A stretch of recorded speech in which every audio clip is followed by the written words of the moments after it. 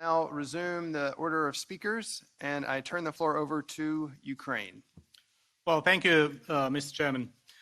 It's my pleasure to be here today at the second Ministerial to advance religious freedom, and I appreciate the opportunity to discuss the challenges and prospects that we face in this field in Ukraine, as well as at the regional and global levels. For centuries, freedom of religion and faith has been a basic value for Ukrainians. Regretfully, at Soviet time, the communist regime suppressed these freedoms. However, after gaining the independence, Ukrainian state has been protecting and advancing this fundamental human right. Last year, the historical justice was partially restored and autocephaly was granted to the Orthodox Church of Ukraine. This decision has finally liberated our church from Moscow's religious burden. Unfortunately, the religious freedom in Ukraine is targeted by Russia again. Since 2014, Russia has been waging a hybrid war against our country. It appears even more cynical if we take into consideration that hundreds of years ago, the Christianity spread to what is now Russia from Ukraine. Freedom of religion and belief is under severe attack in territories of Ukraine illegally occupied by the Russian Federation, namely the Autonomous Republic of Crimea, the city of Sevastopol, and certain territories of Donetsk and Lugansk oblasts. These violations are well documented in the latest State Department's annual report on international religious freedom, as well as in the last report on the human rights situation in Ukraine by the United Nations High Commissioner for Human Rights. The believers in the occupied territories are currently deprived of religious pluralism, the participation of religious organizations in public life, and the provision of religious rights. In last years, Crimean Tatar Muslims have become the most suppressed and persecuted religious community in Crimea. Despite multiple obstacles, they have managed to preserve their faith and cultural identity. We urge Russia to put an end to the repressive policies of its occupation administration in Crimea and parts of Donbass, and abide by the international commitments regarding the freedom of religion or belief. We support the recommendation of the US Commission on International Religious Freedom that the State Department designates Russia as a country of particular concern. Time and again, Ukraine has proven that defending religious freedom is one of the top priorities for our country. Nobody can restrict the freedom of belief. This important right has to be fostered, protected, and promulgated every single day, all over the world. Thank you for your attention.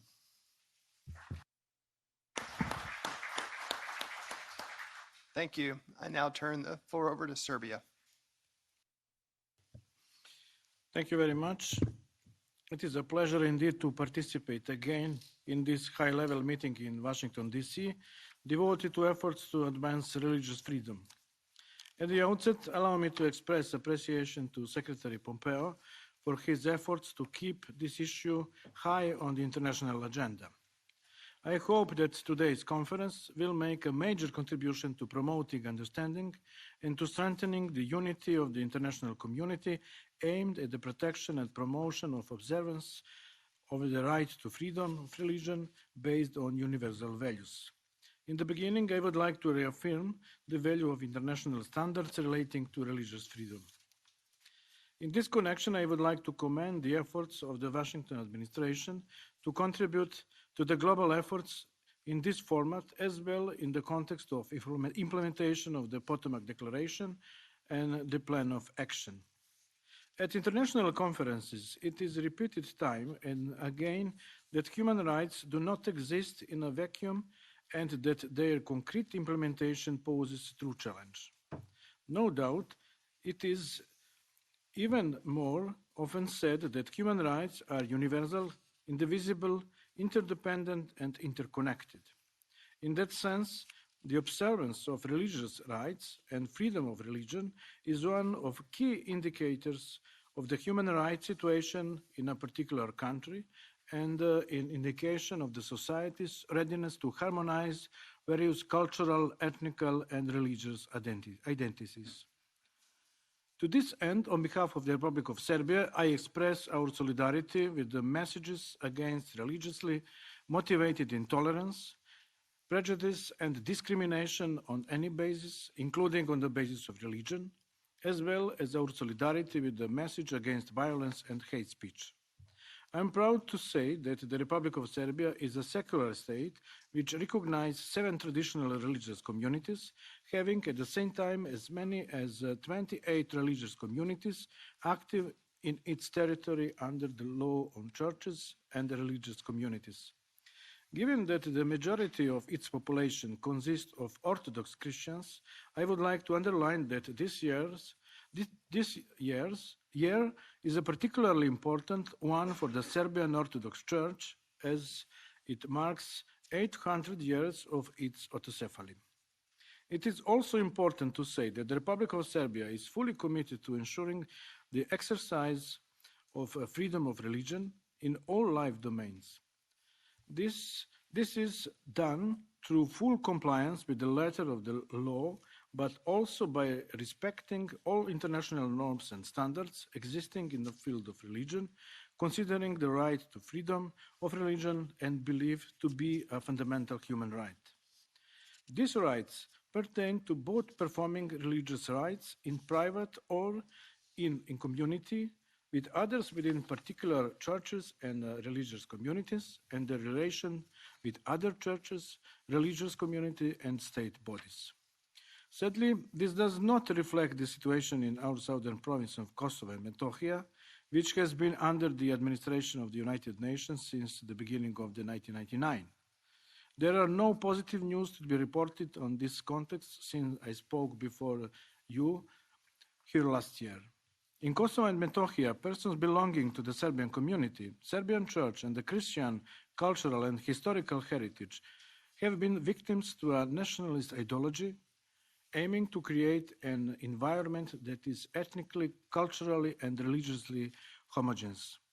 I would like to recall that ever since June 1999, all but every aspect of the survival of the Serbian community and history has been equally affected. These people, tangible and intangible cultural heritage, churches and monasteries, while the religious, cultural, historical traces on their Slavic origins and orthodoxy have been destroyed and devastated in other ways, including verbal and physical assaults, even killing of priests of the Serbian Orthodox Church. Out of 4 exceptional religious heritage sites inscribed of the UNESCO World Heritage List, Peć Patriarchat, Monastery of Visoki Dečani, Gračanica Monastery, and the Church of Our Lady of Ljeviš, only 3 have survived because they were physically fully protected by NATO forces during the organized campaigns of ethnic pogrom. Therefore, the situation with regard to the religious rights of the Serbian population has been directly dependent on the community surrounding the respective religious site. As a result, the right to freedom to perform religious rites, including baptism, marriage, communion, funeral and memorial mass services, and prayers of Orthodox worshippers, in general, are provided only in churches and monasteries located in areas predominantly populated by Serbs or with a Serbs majority population. Unfortunately, the causes of this tragic situation are both of an ethnic and systemic nature. It must be understood that the sites of the Serbian Orthodox Church in Kosovo and Metohija are neither museums nor monuments. They are parts of a concept of the living church whose temples are always to be accessed by and whose priests and monkhood are available to and in the service of its believers. Likewise, the visit of the displaced Serbian population to their churches and monasteries must not be regarded as pilgrimages. These visits are not visited by strangers, but by worshippers who come to pray, light candles, or visit the tombs of their ancestors and akin. The latest State Department report on religious freedom in Kosovo confirms violation of the religious rights of believers belonging to the Serbian Orthodox Church. The registered attacks against Serbian believers point to systematic intolerance and violation of their fundamental religious rights. The report also made a reference to the violation of property rights of the Serbian Orthodox Church, including refusal to enforce court orders to return the land to Visoki Dečani Monastery and ban the construction in special protective zones. Looting, vandalism, and extremist messages on Serbian Orthodox Church sites go unpunished, causing great concern. In view of all these occurrences, in order to advance religious freedom in the province, it is necessary to change the approach and abandon double standards, negating, minimizing, and relativizing continuing discrimination by the majority community and its institutions, which should be followed by systematic efforts to enable the Serbs in Kosovo and Metohija to enjoy their rights and freely profess their religion without any interference. In the end, I thank you for your attention, hoping that our future events on the theme of religious freedom will take place with a more positive thinking about the situation of religious rights of the Christian population in Kosovo and Metohija. Thank you. Thank you, sir. I believe the Secretary General for the Organization of American States is held up at their headquarters down the street. So we'll postpone his presentation. Is Thailand ready? Thailand, if you are, you have the floor. Excellencies, ladies and gentlemen, I wish to thank the Secretary of State for hosting this conference and for the hospitality accorded to us. We all come here with a shared conviction to promote and protect religious freedom, which is enshrined in the Universal Declaration of Human Rights, and thereby part and parcel of our very humanity. Religion can give us a sense of belonging and connection. It can help us be more compassionate and caring. But religion can also be used for nefarious ends or can become a zero-sum game of intolerance. We must therefore ensure that our children are taught openness, empathy, as well as understanding of and respect for differences in the home, the community, and at school. We must also ensure that the appropriate laws, regulations, and measures are in place to promote and protect religious freedom. The diverse religious communities in Thailand have for centuries coexisted in peace and harmony. However, in anticipating rising religious discrimination at the global level, we have recently developed the Coexistence Promotion in a Multicultural Society plan. But this is something that governments cannot do alone. It requires a whole-of-society approach. We must also, therefore, find ways of using social media to spread positive messages and goodwill. Indeed, freedom of expression must not come at the cost of social harmony, but must be enjoyed respectfully. So let us work together to leave this world a better place for our children and future generations. I thank you.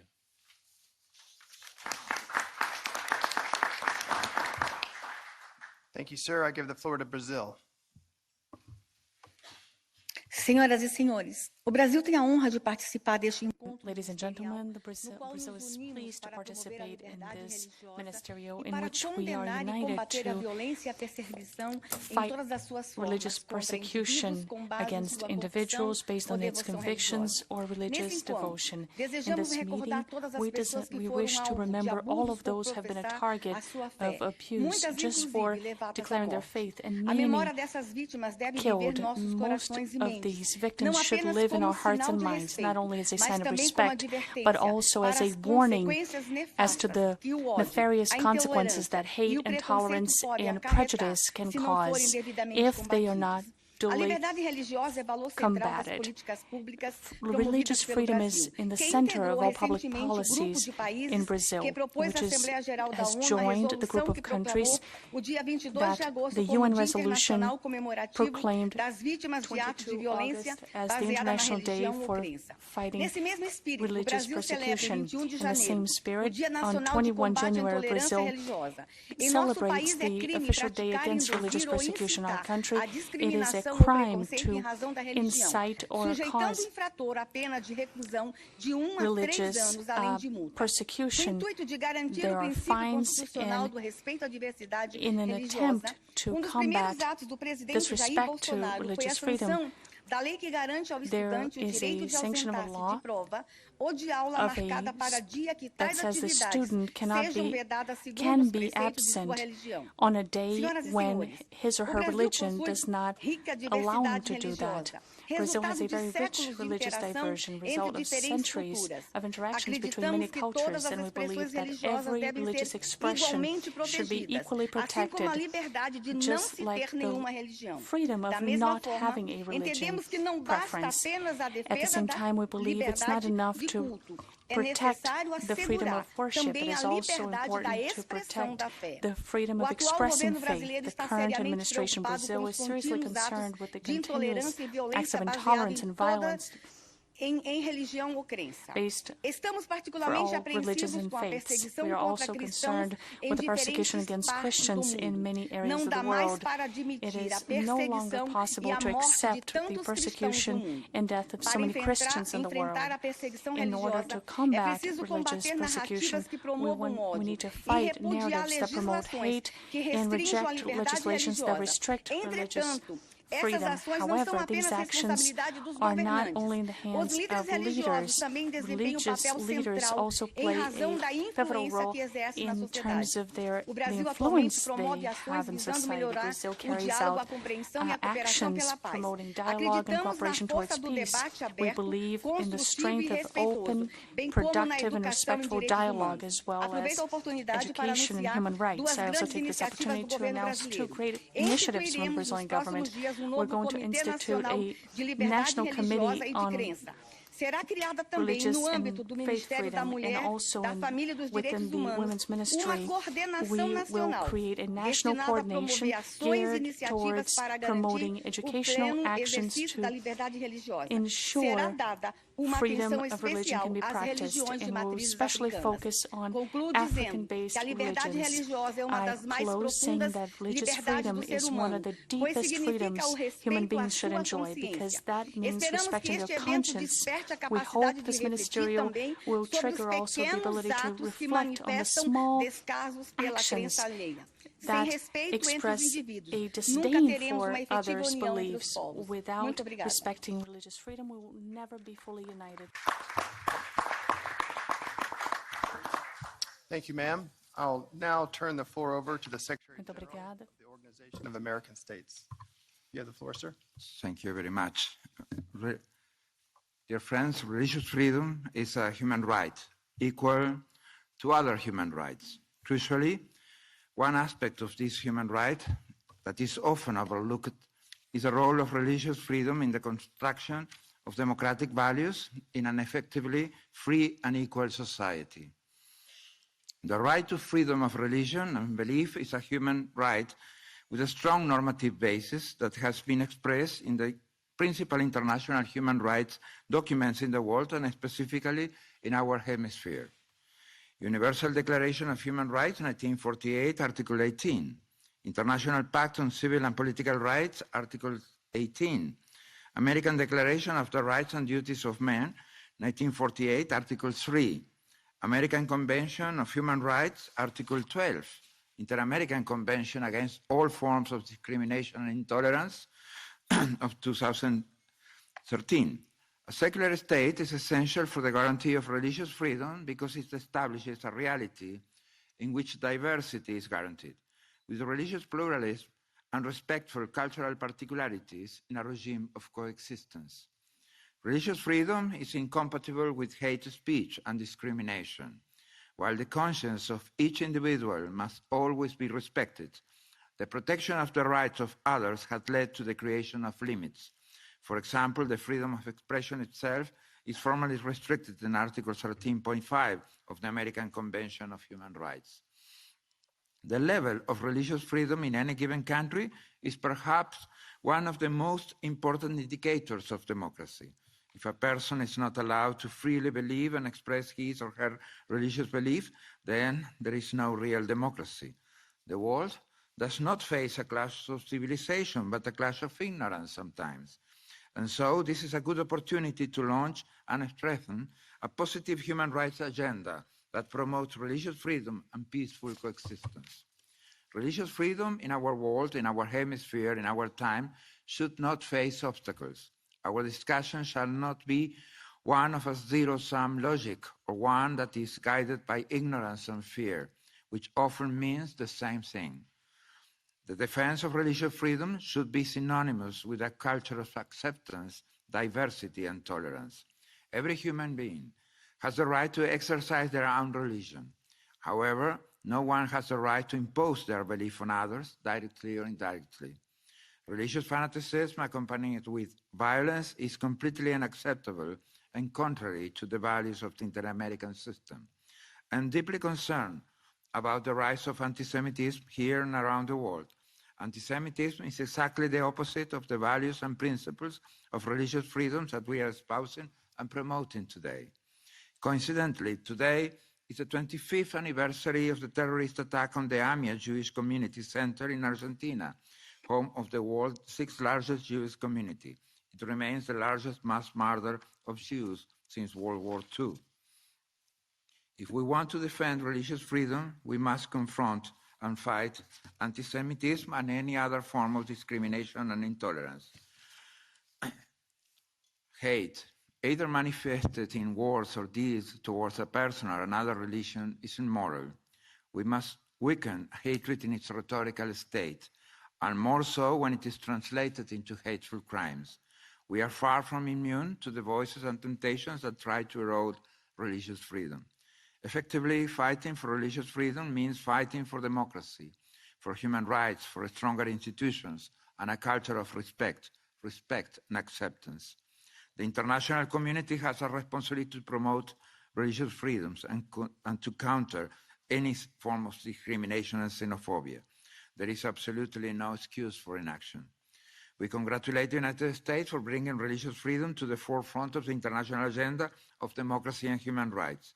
We support these efforts, and the Organization of American States will continue to work together with the United States and other partners in the Western Hemisphere and around the world to strongly defend religious freedom and fundamental rights. Thank you very much.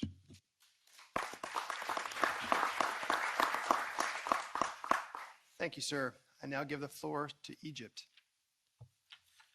Excellencies, ladies and gentlemen, Egypt under President Abdel Fattah al-Sisi has taken important multi-dimensional efforts for the promotion and protection of religious freedoms.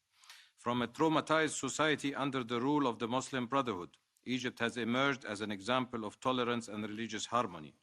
The President's decisive political will and determination to confront the seeds of extremism, to renew religious discourse, and to lead the society by example have led to the resurgence of the historical heritage of Egypt as a tolerant society, open to the followers of all religions and their harmonious interaction. The 2014 Constitution, overwhelmingly adopted by public referendum, describes Egypt as the cradle of religions, on whose land Moses grew up, the light of God appeared, and the message descended on Mount Sinai. The Virgin Mary and Jesus were welcomed, and so was the message of Prophet Muhammad.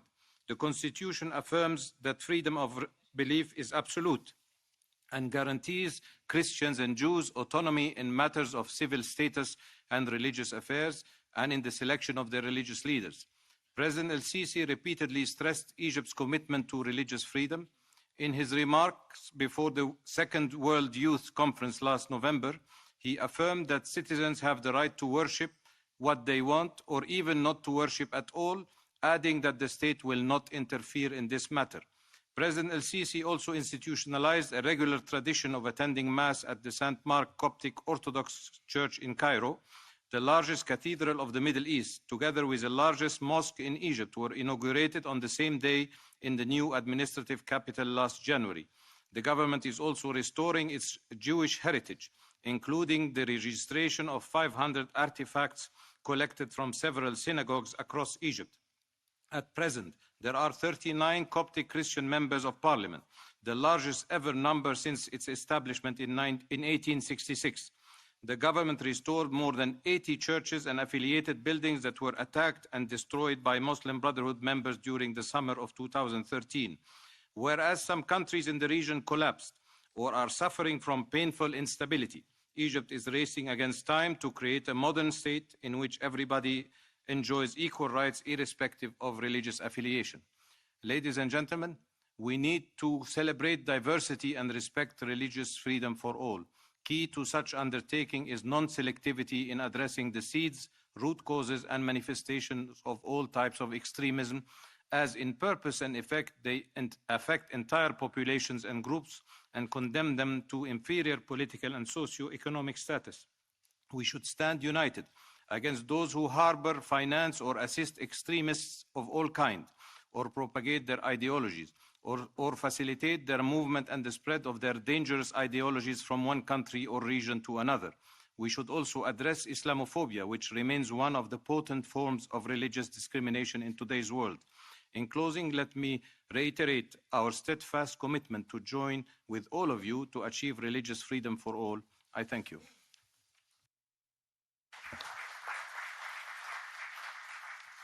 Thank you. I now give the floor to the Philippines. Excellencies and colleagues, I'm honored to once again represent the Philippines in this ministerial, which reflects the steadfast commitment of the United States and the other countries present here today to the cause of religious freedom. In the last ministerial, I spoke about my government's long-term vision for the Filipino people, strongly rooted, comfortable, and secure life for all. The Philippines is a secular state friendly to all religions. Our Constitution prescribes guarantees on the freedom of religion and the non-adoption of a state religion. The Pew Research Center's 10th Annual Report on Global Restrictions on Religion, released this month, ranks the Philippines in the overall low category when it comes to the imposition of policies that curtail religious freedom, sets limit on religious activities, or fosters government harassment of religious groups. However, the Philippines ranks in the overall high category because of violence by quasi-religious organized groups. The recent crisis in Marawi comes to mind, but it must be pointed out that inter-religious violence was not the main cause of the conflict.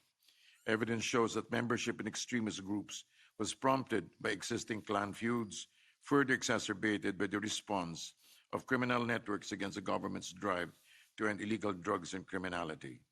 These groups instrumentalized existing identity-based conflicts to forge alliances and used religion as an appropriate camouflage for the underlying political and societal and criminal tensions.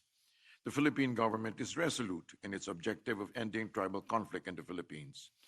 Last January 2019, a plebiscite was held to establish a Bangsamoro Autonomous Region in Muslim Mindanao, and more than 88% voted in their favor. It is a just recognition by the Philippine government of the legitimacy of the cause of the Bangsamoro people and the aspirations of Muslim Filipinos and all indigenous cultural communities in the Bangsamoro Autonomous Region, thereby helping them better secure their identity and prosperity, while allowing for meaningful self-governance within the framework of our Constitution. The Autonomous Region speaks of the government's political will to correct the historical social injustice, but also the Filipino people's desire for peace based on respect for the other's belief and especially recognition of the innate dignity of fellow human beings, no matter what they believe. The Philippines looks forward to learning more best practices from this forum as we together seek new and adaptable responses to global tensions and crises that are ascribed to religion. Thank you.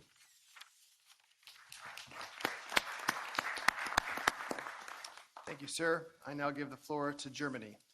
Mr. Chairman, ladies and gentlemen, religion and freedom of religion or belief are of great importance to the German government.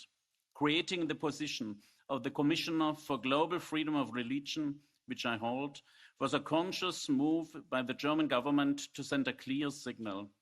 We are closely monitoring the status of religious freedom around the world, and we are working to promote this human right. And this is the case for our human rights.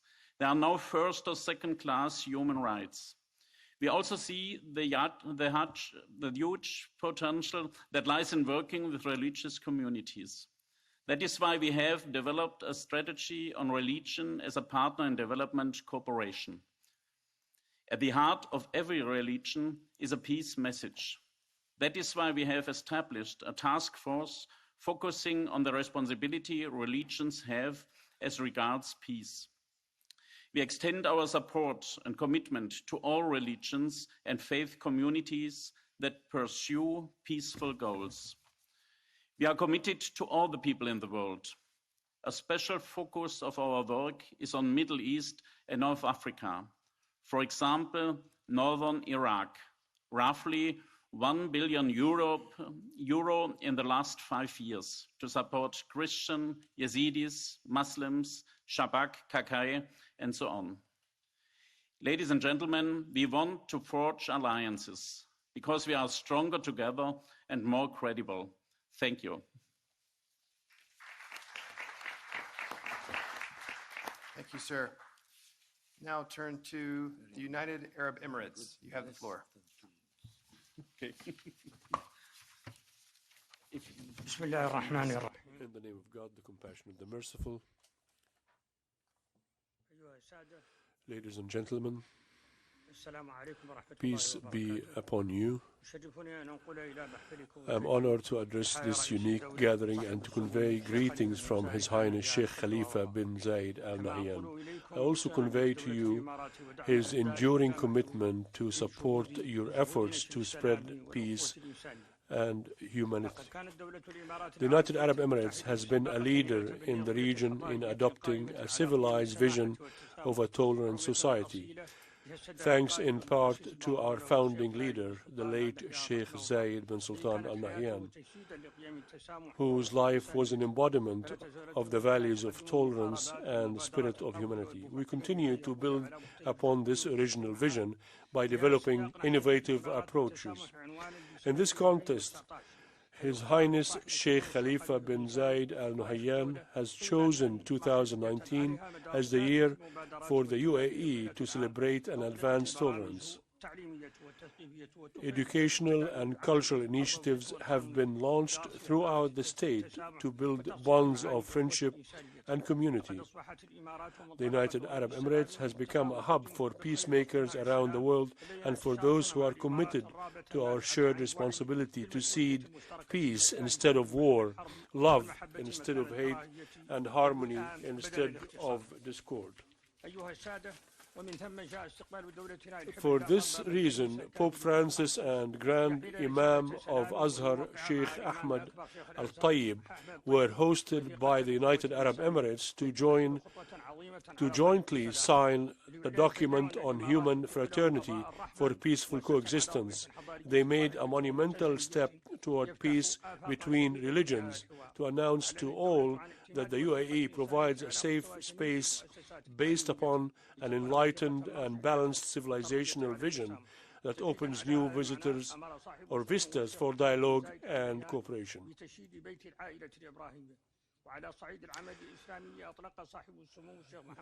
A powerful way to affirm these values is to engage in interfaith collaboration. Hence, His Highness Sheikh Mohammed bin Zayed has declared that his priority is to help heal and strengthen the Abrahamic family. As a practical step to implement the recommendations of last year, Ministerial, we hosted in Abu Dhabi a regional conference on advancing religious freedom and the role of education and tolerance in the fight against extremism. We were pleased to have participation of the Honorable Ambassador Sam Brownback. Inclusion, the vision of our country, is fully committed to seeding tolerance in our homes, schools, work, and environments. Harmonious coexistence is the only option. Thank you very much.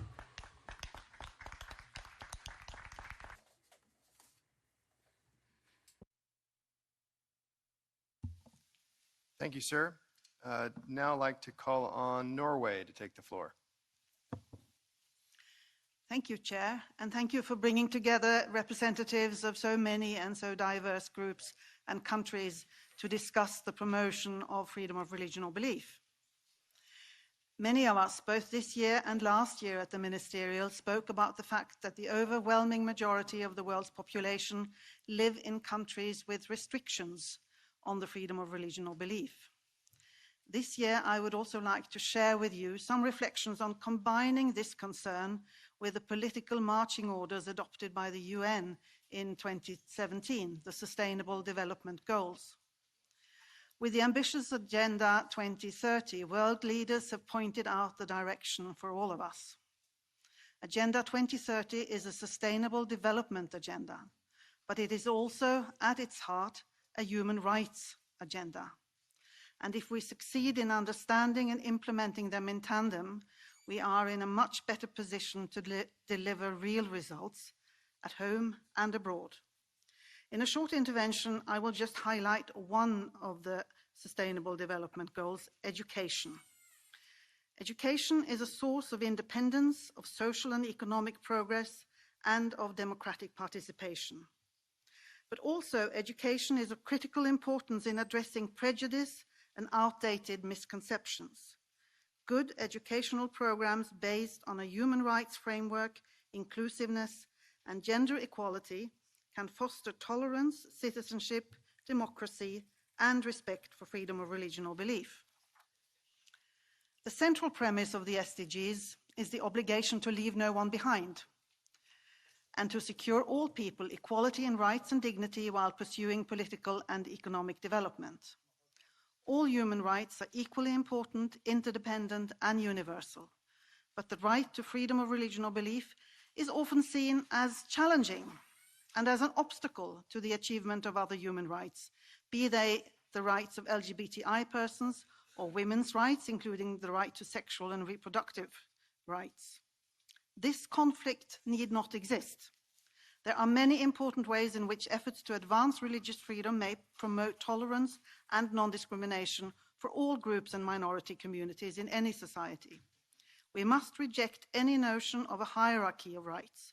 Freedom of religion must be integrated with and reinforce the full range of human rights protection that honor the dignity of all persons. Thank you.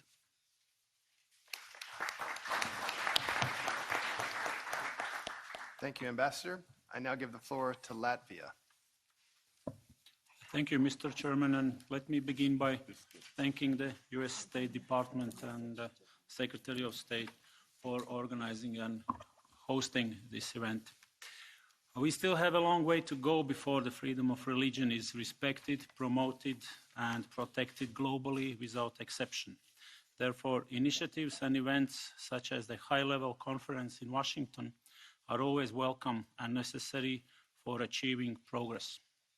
Latvia will remain active in fostering cooperation with the United States administration and all its partners in order to promote freedom of religion and belief together with the European Union and other international organizations. Latvia promotes freedom of religion and belief in the framework of the European Union through various multilateral initiatives, including the EU lead resolution on freedom of religion and belief and the United Nations General Assembly and Human Rights Council. Our aim is to ensure that freedom of religion and belief is promoted and protected. In Latvia, people can practice any religion or hold any belief without discrimination or oppression. Article 99 of the Constitution of Latvia guarantees freedom of thought, conscience, and religion. Various Christian denominations live next to each other and seek unity and cooperation. Ecumenism is strong in Latvia and is fostered by various events and initiatives throughout the year. Most believers follow the Evangelic Lutheran, Roman Catholic, and Russian Orthodox, denominations. One example of best practices is the church and state cooperation. The Council of Sacred Affairs, as a permanent consultative institution by the Ministry of Justice, was created to promote and improve cooperation between the state and religious organizations. It is chaired by the Prime Minister of Latvia. I would like to conclude by expressing strong commitment to work further on this very important issue. I thank you, Mr. Chairman.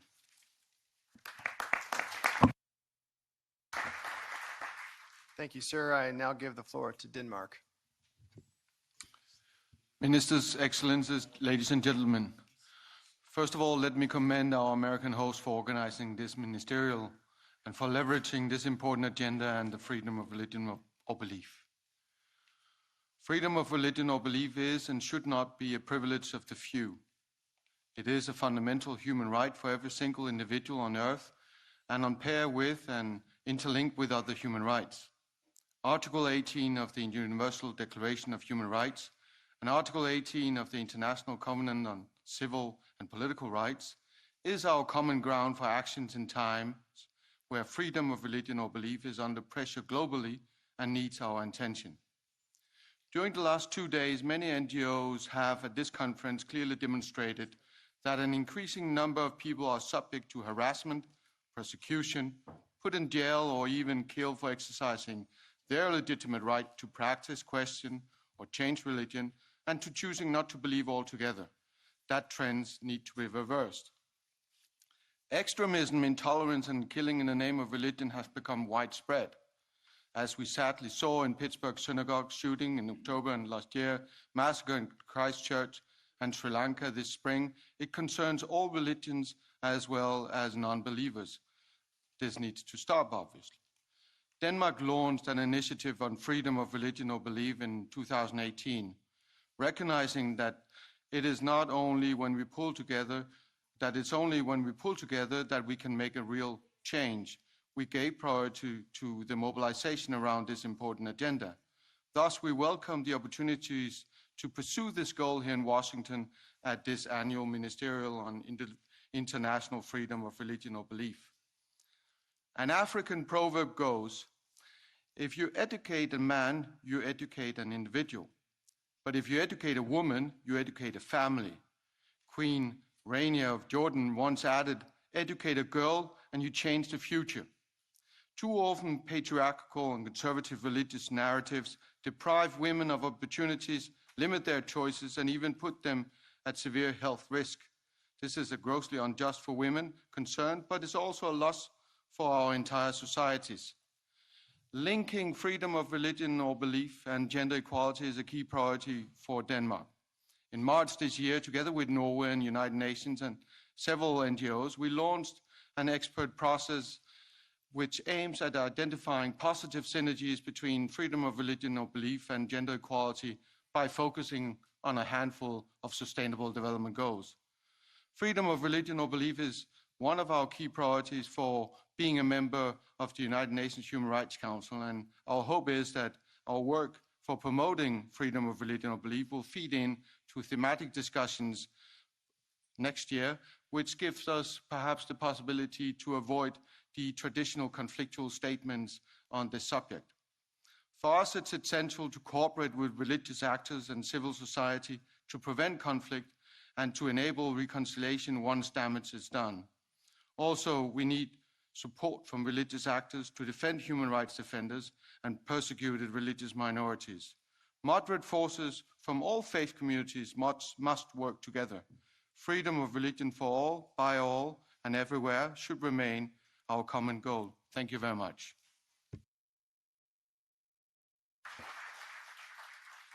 Thank you, Ambassador. I now give the floor to Lithuania. Thank you, Chair. The Lithuanian delegation welcomes the U.S. initiative to organize this ministerial and appreciates the possibility to express our view. Freedom of religion or belief, or right not to believe, for anyone who professes either is one of the fundamental elements in their conception of life and should be fully respected and guaranteed. It is also fundamental to the attainment of the goals of peace, democracy, stability, and social justice. Lithuania follows the EU human rights guidelines on freedom of religion or belief and attaches great importance to the promotion and protection of freedom of religion or belief as a fundamental human right to be exercised by every individual everywhere based on the principles of equality, non-discrimination, and universality. We condemn acts of intolerance, violence, and discrimination, especially gender-based discrimination, committed worldwide on the basis of religion or belief, or under the pretext of security concerns. In this respect, religious leaders have a crucial role to play in speaking out firmly and promptly against intolerance, discriminatory stereotyping, and instances of hate speech. Despite the fact that all the confessions and groups of believers coexist peacefully in Lithuania for centuries, the state does its best to increase the overall religious literacy of policymaking and the ability to navigate the religio-political landscape. Lithuania continues to be a strong advocate of freedom of religion or belief in all multilateral and international forums based on international human rights standards. We call upon all the states to protect, respect, and promote the right of everyone to freedom of religion or belief and speak out against intolerance, violence, and discrimination. Thank you.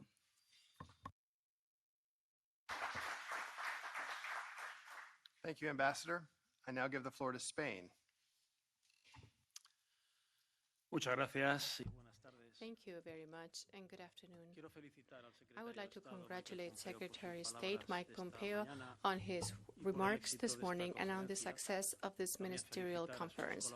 I would also like to congratulate his collaborators at the State Department, and especially Ambassador Brownback, who has tirelessly worked in order to bring us all together in this important event. Spain is a country that advocates for freedom of religion and belief as an inalienable right of every human being. We are an old country where different peoples with different religious backgrounds and cultures have settled.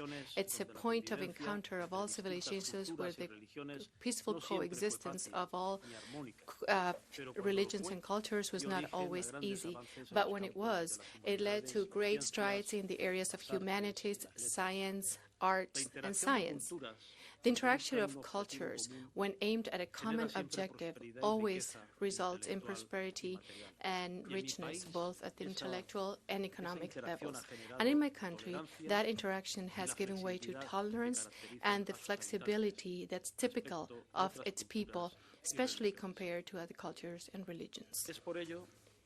That is why Spain, in 2004, launched the Alliance of Civilizations Initiative, which is a key tool in current times where we see the resurgence of violent extremism, fundamentalism, and the manipulation of religious feelings to justify terrorist activities and the violation of the most basic human rights. It is a tool to prevent and mitigate conflicts, promote interfaith and intercultural dialogue, not only through dialogue, but especially through political actions and the implementation of projects and initiatives that have a global multiplying effect in fostering respect and tolerance. So I invite you to know about this initiative. Hi, Mr. Momoratinos, who will take the floor briefly. I would like to conclude, Mr. Chairman, by once again congratulating you on the outcomes of this conference. Thank you. We've had an adjustment in the speakers list, so now I'll be giving the floor to the UN Alliance of Civilizations. Excellencies, ladies and gentlemen, allow me first to thank Secretary of State Mike Pompeo, Ambassador Brownback, and Mr. Noctaves for providing me the opportunity to address this important gathering for the first time as High Representative of the United Nations Alliance of Civilization. This morning, my dear friends, Secretary of State Mike Pompeo announced two important events in his address. First, he said that religious freedom should be a priority for the United Nations. And then he added, let's create together an alliance for religious freedom internationally. These two important commitments are totally enshrined in the work and activities of the United Nations Alliance of Civilization. Yes, my dear friend, a time when people are in despair, uprooted from their home of suffering injustice of destitution, faith has often been their anchor and the place they turn to for consolation. Indeed, faith is central to hope and resilience. That being said, faith actors and religious leaders play an indispensable role in social mobilization in fostering this spirit of tolerance, mutual respect, and peaceful coexistence. At the same time, religions are tied to one another in a fundamental and indelible fashion. This brings me to the UN Plan of Action to safeguard religious sites. The plan had been entrusted by UN Secretary General Antonio Guterres in my capacity as High Representative for the United Nations Alliance of Civilization. To elaborate, since last March, the attack on Muslim worshippers at Christchurch, New Zealand, was an alarm bell to all of us. The violent and terrorist attack that followed on Christian and Jewish worshippers in the US and Sri Lanka was a stark reminder of the urgency to act fast to prevent such acts of violence and intolerance based on religion or belief, including against persons belonging to religious minorities around the world. One of the main blocks of this plan of action is advancing religious pluralism, cultural diversity, and instilling the values of mutual respect and citizenship rights. The plan offered a comprehensive counter-narrative to violent extremism conducive to terrorism that complements security measures and hardcore action. It contained key issues and action-oriented recommendations for all relevant stakeholders related to prevention. In this juncture, and once the plan is approved by the UN Secretary General and launched to member states, I intend to have a series of meetings to discuss the implementation phase. I would like to propose that one of these meetings should take place here in the United States, where all stakeholders, including state and non-state actors, convene and discuss how we can collectively work together to prevent the recurrence of such violent and terrorist acts. We, the Alliance of Civilization, is also ready to work with the United States and other actors to protect and defend religious minorities, especially in the Middle East. Let's work together to win this essential challenge. Thank you.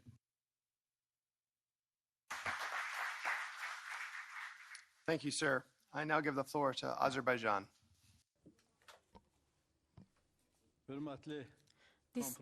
Distinguished guests, ladies and gentlemen, I would like to extend our utmost gratitude to Secretary Pompeo, Ambassador Brownback, for inviting us and hosting this very important and timely gathering to advance religious freedom worldwide. Let me emphasize that Azerbaijan is a secular state where Christianity, Judaism, and Islam, along with many others, have been peacefully coexisting and thriving together throughout centuries, if not millennia. Indeed, we are proud of Azerbaijan's traditions of friendly coexistence, cherishing differences and promoting various cultures as a source of strength.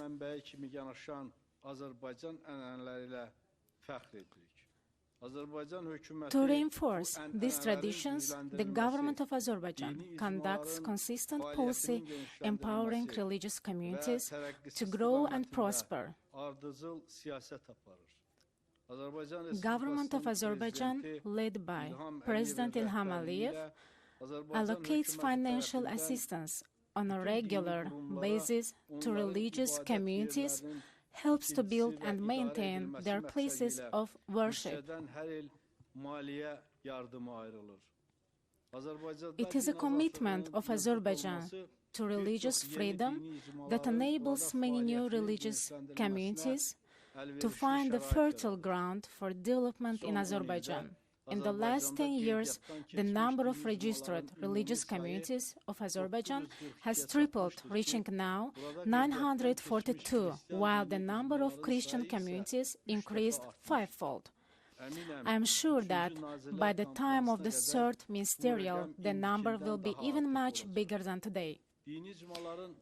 Peaceful coexistence of religious communities is an approach that should be cherished and strongly supported by all countries, and Azerbaijan is ready and willing to closely work with other countries to share its unique experience. On an international stage, Azerbaijan has proven that a predominantly Muslim society can have no record of anti-Semitism and be a trusted partner of Israel, proud member of Organization of Islamic Cooperation and capable host of international religious events to promote interfaith dialogue.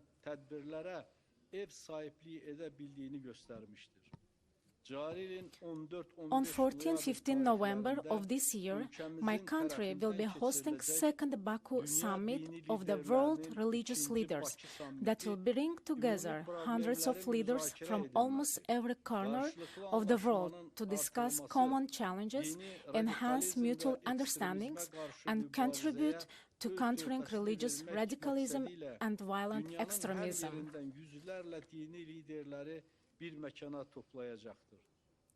I am sure that Baku summit will be also benefiting from the conclusion of this ministerial.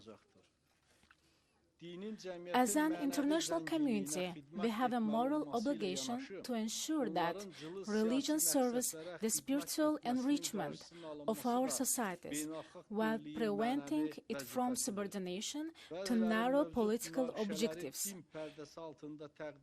It's alarming to see that some try to frame existing conflicts in religious terms, which are not only detrimental to the conflicts in question, but also misleadingly give a sense of interreligious conflicts. Indeed, we all need to condemn such attempts while ensuring religions are contributing to peace and reconciliation.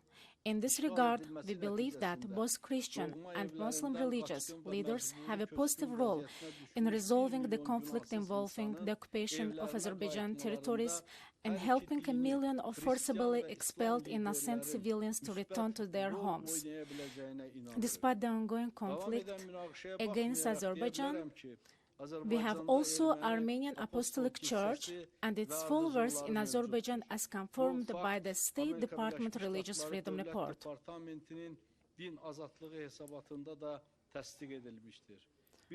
Once again, I sincerely thank the organizers of this conference for this opportunity and looking forward to working together. Thank you for attention. Thank you, sir. I now give the floor to Taiwan. It is a great honor to be here for the second time on behalf of Taiwan. I'm also pleased to be joined by Reverend Pushing Tali, Taiwan's first ambassador at large for religious freedom.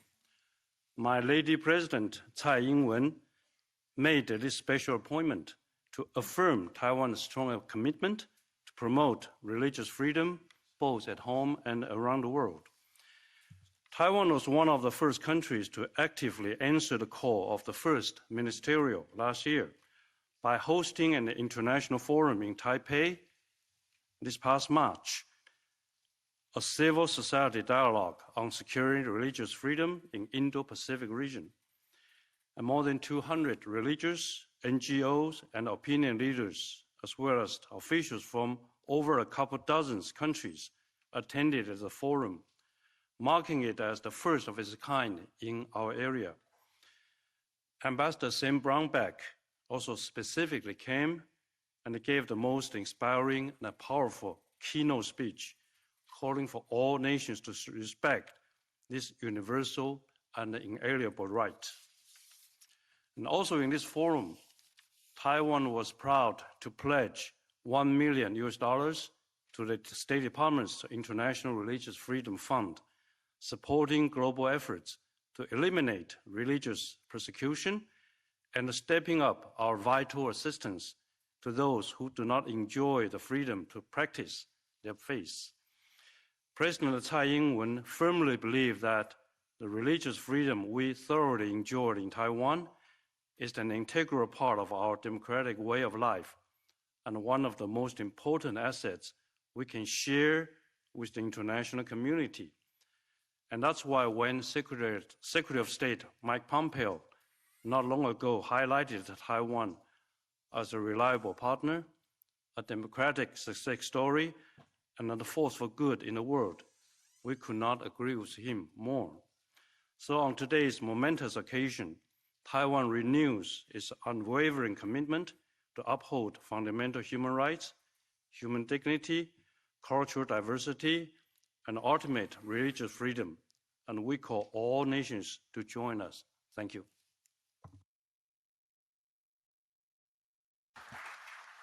Thank you, sir. I now give the floor to Switzerland. Excellencies, ladies and gentlemen, Switzerland congratulates the United States for hosting this important meeting. We particularly value the efforts and initiatives launched at last year's first Ministerial.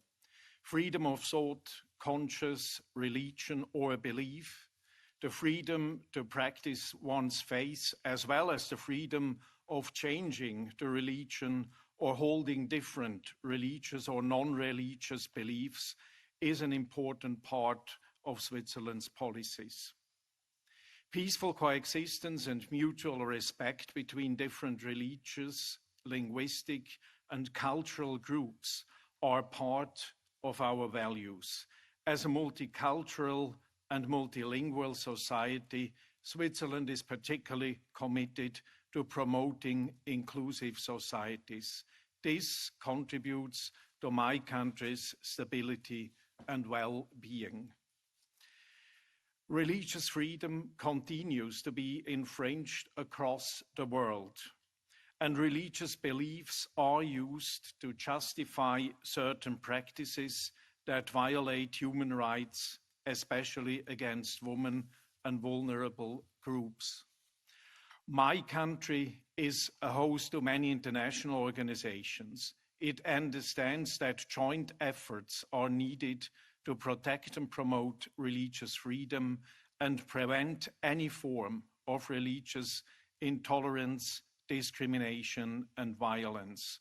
Respect for freedom of thought, conscience, religion, and belief for all is a key element in the prevention and in the resolution of conflicts. Therefore, Swiss mediation efforts always foster the inclusion of these rights, promoting these principles among local communities, religious leaders, armed actors, or civil society organizations. Switzerland is confident that this ministerial meeting will strengthen the international community's efforts to advance religious freedom and assure that all can enjoy their inalienable rights as humans.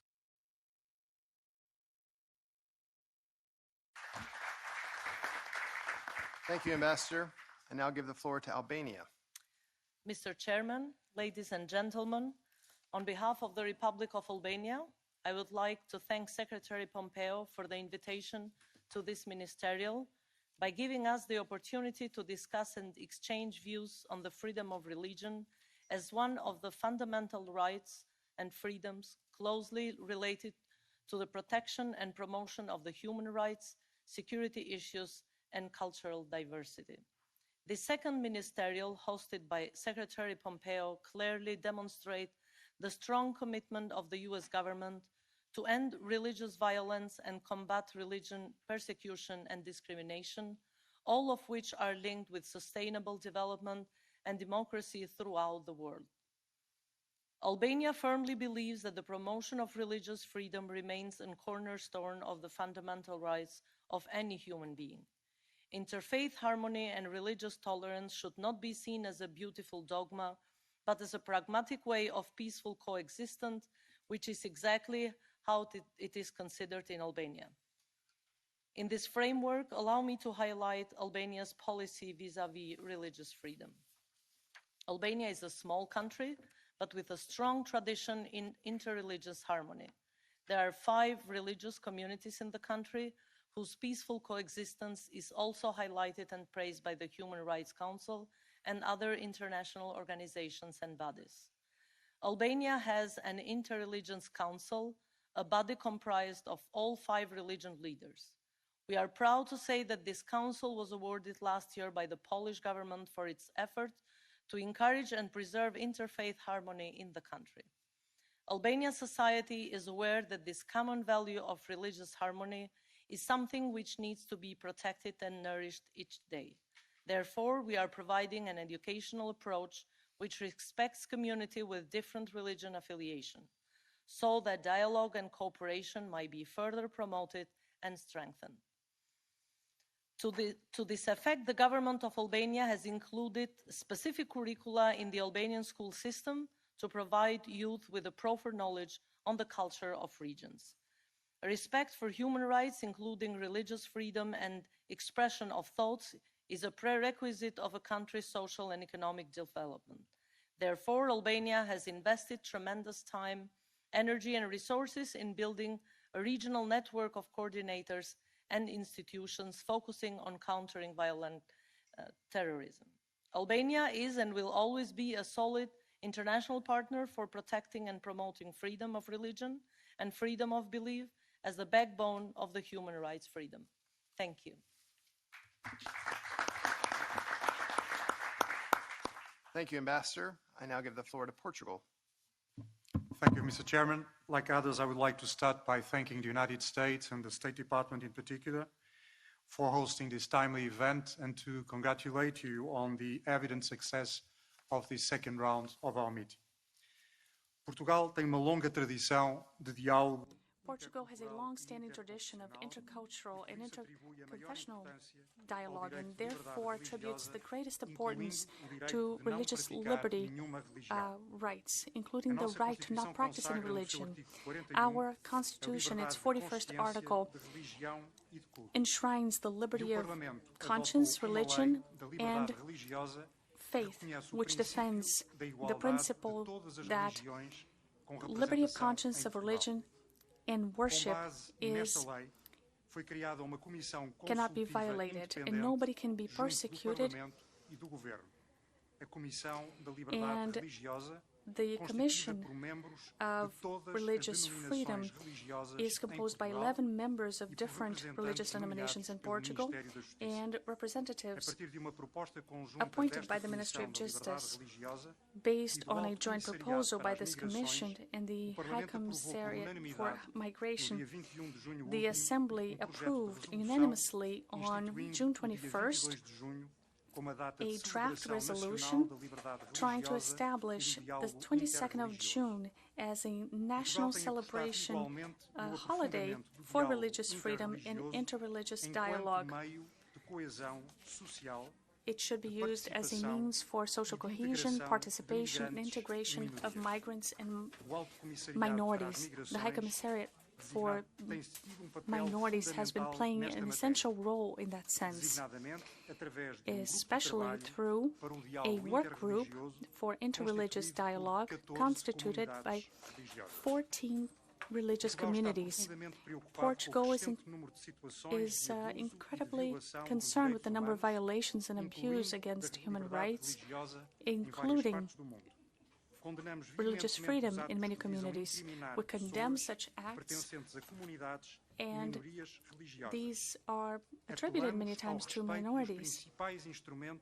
We respect the main instruments on which religious freedom rests, such as the Universal Declaration of Human Rights and the International Compact on Civil and Political Rights. And finally, we underscore the importance of the role played in this sense by international organizations as well as regional organizations that are already in existence. Thank you. Thank you, Ambassador. I now give the floor to Austria.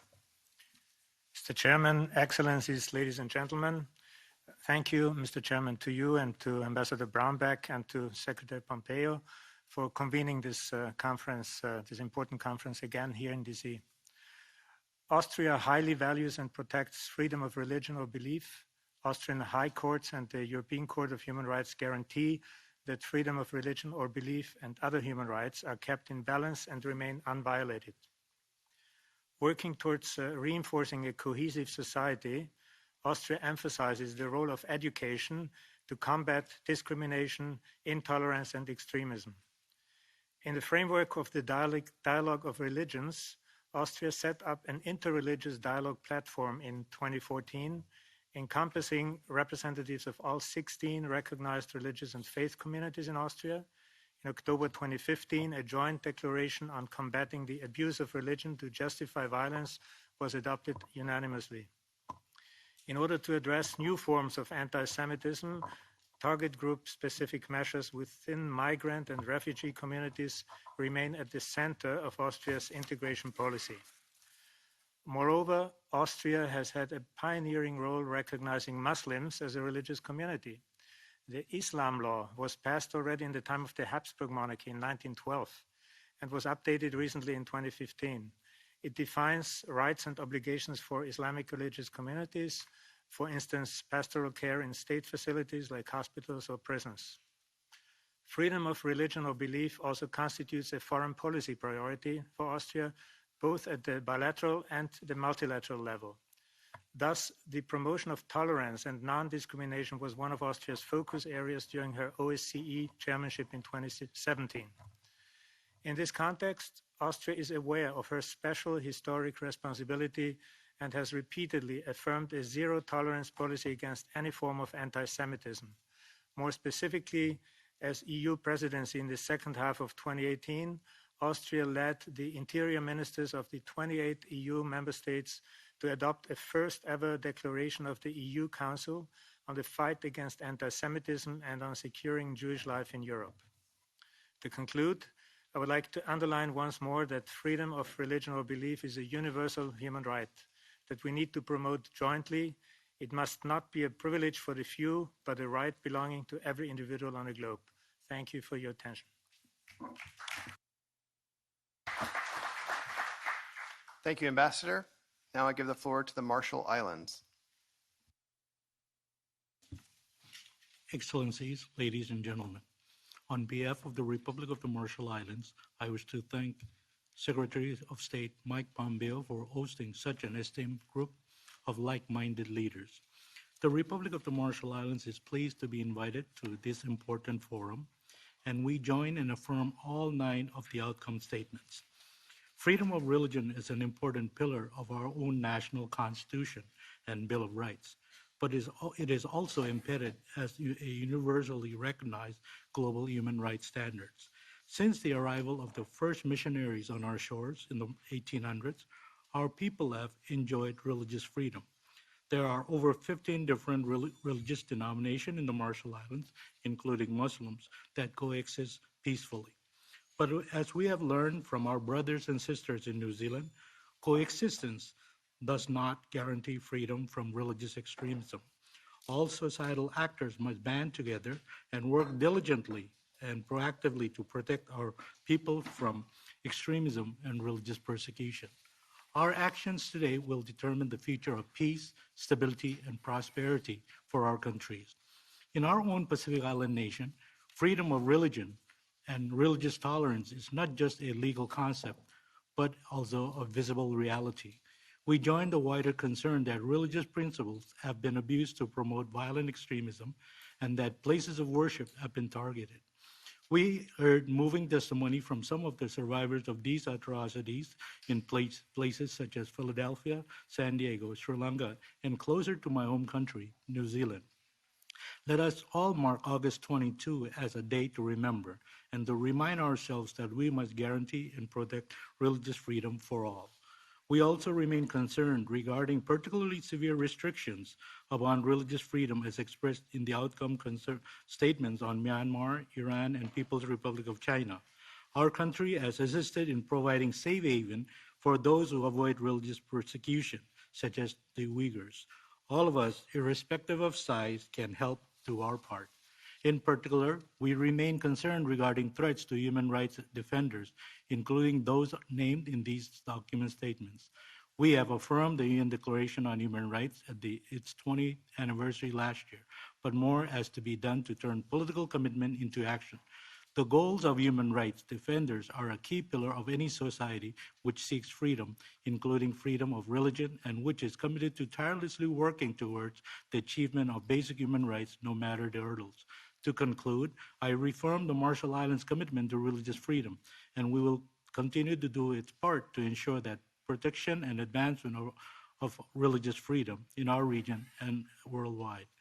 The Marshall Islands will propose to our regional leaders to hold a similar forum in our region. Thank you.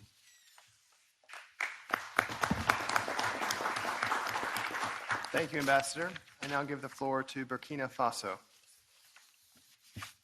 Thank you, Mr. Chairman, Excellencies, ladies and gentlemen. My country, Burkina Faso, is very honored to be invited to this important meeting on freedom of religion. I would like to express our thankfulness to the American authorities and Secretary of State Pompeo in particular for this very commendable initiative. Religious freedom is a fundamental right guaranteed by the Constitution of Burkina Faso. In addition to the text, the government has made the promotion of the culture of tolerance and peace a national priority and has increased advocacy activities in this regard. The government's efforts are usefully complemented by civil society actors and religious leaders who all promote religious freedom and living together in diversity. For example, for years now, religious leaders have been involved in an interreligious dialogue, which is highly appreciated by all the country's religious communities and aims at preventing religious conflicts. Unfortunately, as you know, my country and others have been experiencing a wave of terrorist attacks since 2015, both in urban and rural areas. But the government is tackling it with determination. It is supported by partners such as the United States. I welcome their commitment to Burkina people.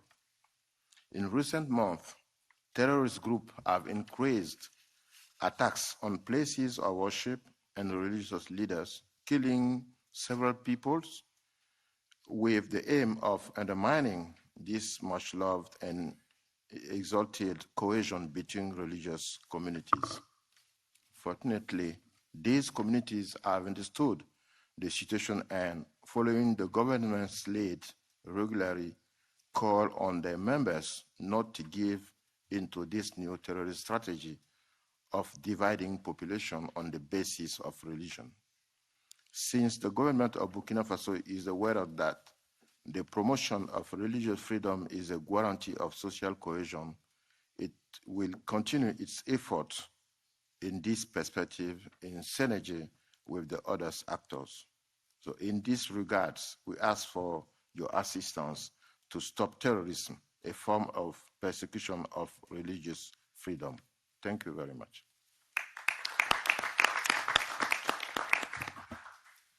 Thank you, Ambassador. I now give the floor to Ghana.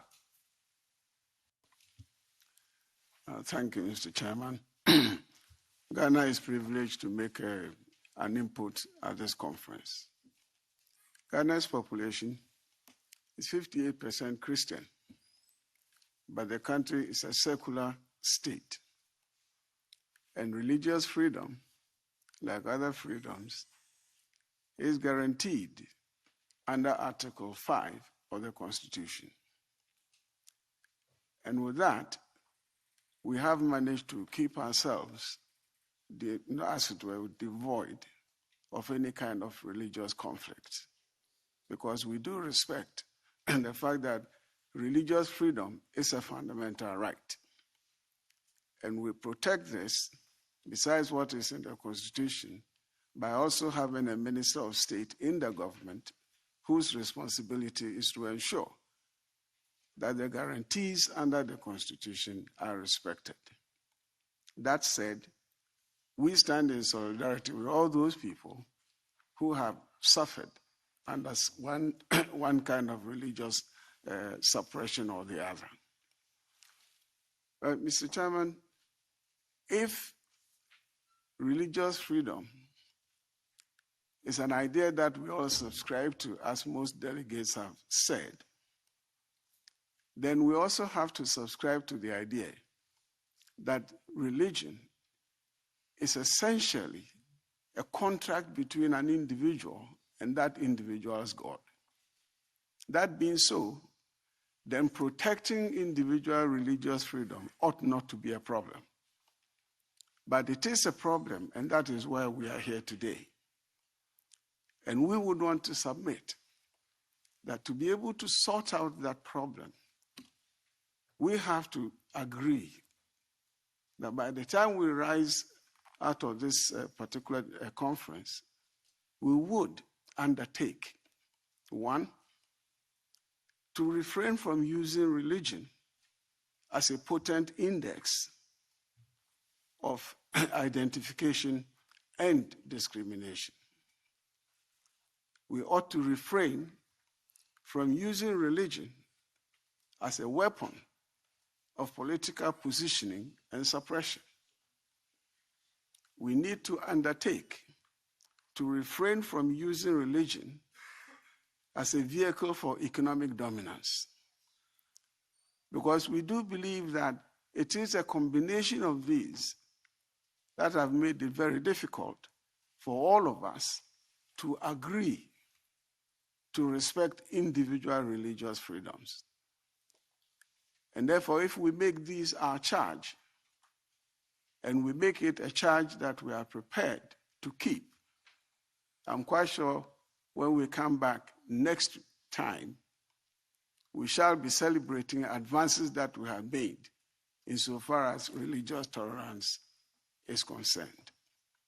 We thank you for your attention. Thank you, Ambassador. I now give the floor to Uganda. We thank the Department of State for organizing and inviting us to participate in this second ministerial to advance religious freedom. Uganda is a secular, multi-religious nation with a constitution that prohibits religious discrimination. Article 29 of the Constitution of Uganda provides for protection of freedom of conscience, expression, movement, religion, assembly, and association. It stipulates that there shall be freedom to practice any religion and manifest such practice, which shall include the right to belong, the right to participate in practices of any religion, body, or organization in a manner that is consistent with the Constitution. The Constitution further prohibits the creation of political parties based on religion. As such, there is clear separation of religion from state. Uganda respects religious freedom, and this is evidenced by the existence of International Religious Council of Uganda, among other among other organizations and alliances whose objective is to promote dialogue and harmonious coexistence among all faith groups and encourage non-violent resolution of conflicts. It is also the responsibility of the government to protect all its population and to ensure that their security, including from extremist tendencies and any form of religious manipulation and intolerance. In pursuance of this responsibility, the government of Uganda, under the NGO, that is Non-Governmental Organizations Act of 2016, requires religious groups, faith-based organizations, and non-profit organizations to register as legal entities. This ensures that they are accountable to their members and followers and also adhere to the objectives for which they were registered. The government of Uganda recognizes and appreciates the contributions made by faith organizations towards nurturing peaceful coexistence among people. The government of Uganda is committed to working with all peace-loving people in advancing religious freedom and protecting human rights. It is, above all, committed to the respect for international conventions on respect for human rights. Thank you for your attention. Thank you, ma'am. I give the floor to Ireland. Mr. Chairman, Ambassador Brownback, Excellencies, fellow delegates, historically the desire for religious freedom helped shape Ireland's separate national identity, and a strong commitment to religious liberty has always been one of our state's firmest principles. Last year was a significant milestone for the international community, 70 years since the adoption of the Universal Declaration of Human Rights, which laid down a set of rights to which we are all entitled by virtue of our very humanity. Among the rights enumerated in the Declaration was that of freedom of thought, conscience, religion, and belief. The promotion and protection of human rights is and has always been a cornerstone of Ireland's foreign policy, and we engage actively at a bilateral and multilateral level to defend these human rights and fundamental freedoms, including the right to freedom of religion and belief. As a strong supporter of the multilateral system, Ireland values highly the opportunities presented by active participation at the United Nations, particularly the Human Rights Council, to advance our values in a respectful engagement with other countries. We consistently support resolutions on freedom of religion or belief, most recently at the UN General Assembly in December 2018. We also avail of the Universal Periodic Review process to raise with other countries their compliance with international human rights treaty obligations with regard to human rights and freedom of religion. At an EU level, Ireland is committed to the implementation of the EU Action Plan on Human Rights and Democracy, which provides for the protection and promotion of religion and belief. Mr. Chairman, we cannot expect higher standards from other countries than those we are prepared to abide by at home. And I am proud that despite the demographic transformation of Ireland with the impact of immigration on our country, that Ireland has not become a cold place for those who form part of minorities in our society. On the contrary, I think we have become a country which has embraced diversity and tolerance of difference, accepting people of all faiths and people of none. Finally, Chairman, I want to recall that since last year's meeting here in Washington, the people of Ireland voted to remove the offence of blasphemy from the Irish Constitution. Now, while there had been no successful prosecution in this area for more than 150 years, this decision sends out a strong message that laws against blasphemy do not reflect Irish values and that Ireland does not believe that such laws should exist. Thank you very much. Thank you. We'll now recognize. Obrigado. Com a palavra, Gâmbia. Thank you very much. Muito obrigado. Mr. Chairman. Obrigado, Sr. Presidente. Nós também gostaríamos de aproveitar essa oportunidade para agradecer aos Estados Unidos pela sua liderança e visão ao organizar essa conferência tão importante pelo segundo ano consecutivo. É muito importante. Fica claro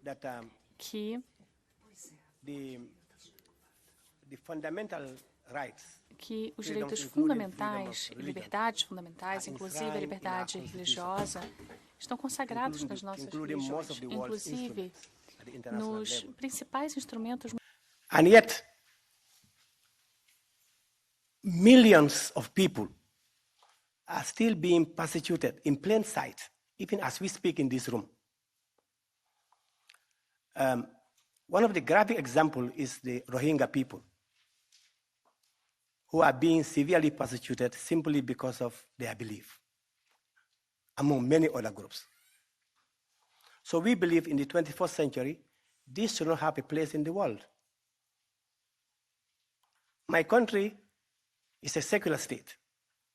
Since independence, the Gambia has been a bastion for religious tolerance, religious freedom, and the peaceful coexistence. And I'm not surprised that I want to announce here that the Organization of Islamic Conference has requested the Gambia to take the lead in putting together the legal case for the Rohingya people. And we are taking this responsibility to take this matter to the International Court of Justice so that the people of the Rohingya people will have justice and accountability. And we shall be calling on all our bilateral partners to work with us together so we can resolve this issue. And we believe the same urgency and focus should be given to other hotspots around the world so that this religious violence will be resolved once and for all. Thank you very much. Thank you. Côte d'Ivoire. Thank you, President, Chairman. I would like to first and foremost extend the sincere thanks of the Ivorian government to the Department of State for associating us to this very important meeting, this ministerial to advance religious freedom. So I stand here on behalf of His Excellency Mamadou Aidara, Ambassador of Côte d'Ivoire to the US, who was here this morning, but who is currently on an urgent mission out of this city. So I rise to deliver his message. I'm delighted to represent my country, Côte d'Ivoire, to this important and crucial gathering. My country is a very diversified one. We have 63 ethnic groups and more than 20 different religious practices. Freedom of thought and expression, including freedom of conscience, religious and philosophical opinions, are guaranteed to all Ivorians by the Constitution. We have been living together since 1960, the day of our year of our independence. We've been living together in an harmonious coexistence. And not a single conflict, interreligious conflict, has been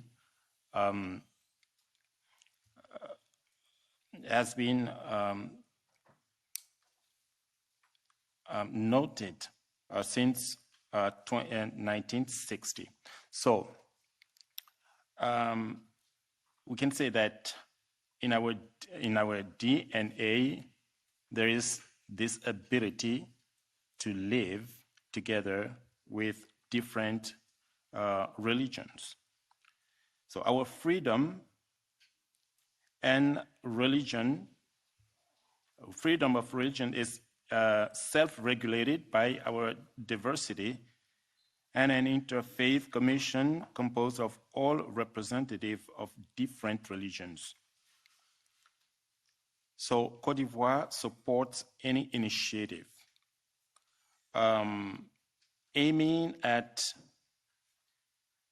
bringing people together and making them live together in peace in spite of their difference of religion.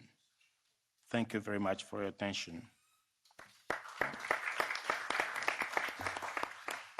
Thank you. Chair now recognizes Cyprus. Ambassador Brownback, Mr. Chairman, thank you. I wish to thank you as well for hosting this very important conference. The religious mosaic of Cyprus, my country, constitutes a miniature of the world's religious mosaic and by extension, the spiritual values of life. We are convinced that every human being should be free to believe in the religion of his or her choice and to worship freely in accordance with any doctrine without limitations or not to believe in a religion at all. The continuous occupation of the northern part of Cyprus has created serious obstacles in exercising this fundamental human right in my country and has had severe consequences on Cyprus's cultural and religious heritage as a whole. Religious monuments in the occupied part of Cyprus have been the target of an unprecedented systematic destruction. More than 550 religious monuments have been desecrated or destroyed, and over 20,000 religious artifacts looted. The need to protect our cultural and religious heritage forms part of our identity as Cypriots and is a precious legacy we owe to future generations. In this respect, the efforts of the religious track on the Cyprus peace process, to which religious leaders from all the communities of Cyprus participate, are commendable. We therefore welcome the recognition of its executive director, Mrs. Salpi Eskijian, as one of the laureates of the International Religious Freedom Awards at this very conference. Due to its own experiences, Cyprus is keen to support efforts championing the right of freedom of religion and is very active in international organizations and fora promoting initiatives for the protection of cultural and religious heritage, such as the Council of Europe's Convention on Offences Relating to Cultural Property, also known as the Nicosia Convention, adopted in 2017, which I urge you to sign and ratify. Our immediate neighborhood, the Eastern Mediterranean, is the cradle of all major monotheistic religions. The present challenges the East Med faces can only be addressed by fostering cooperation between the countries of the region. Religion itself can contribute to peacemaking, peace building, and conflict resolution. Coexistence, reconciliation, tolerance, and acceptance of plurality should be our main tools in combating all forms of fanaticism and misallodoxy. Thank you.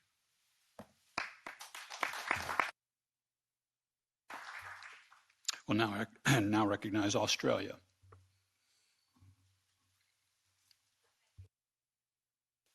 Thank you, Senator Brownback.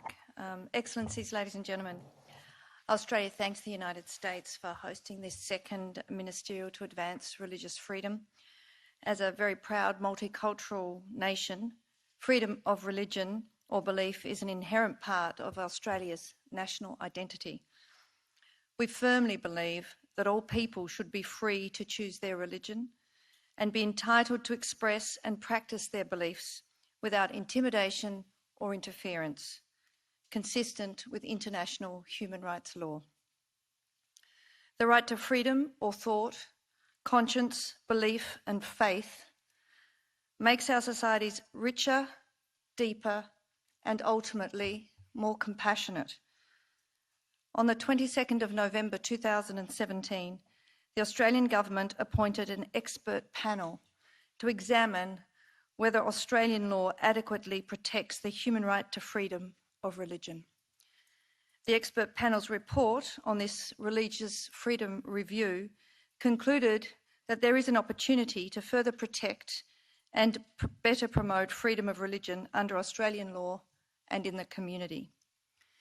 The Australian government has committed to implementing the recommendations of that review, including by introducing a religious discrimination bill at the federal level.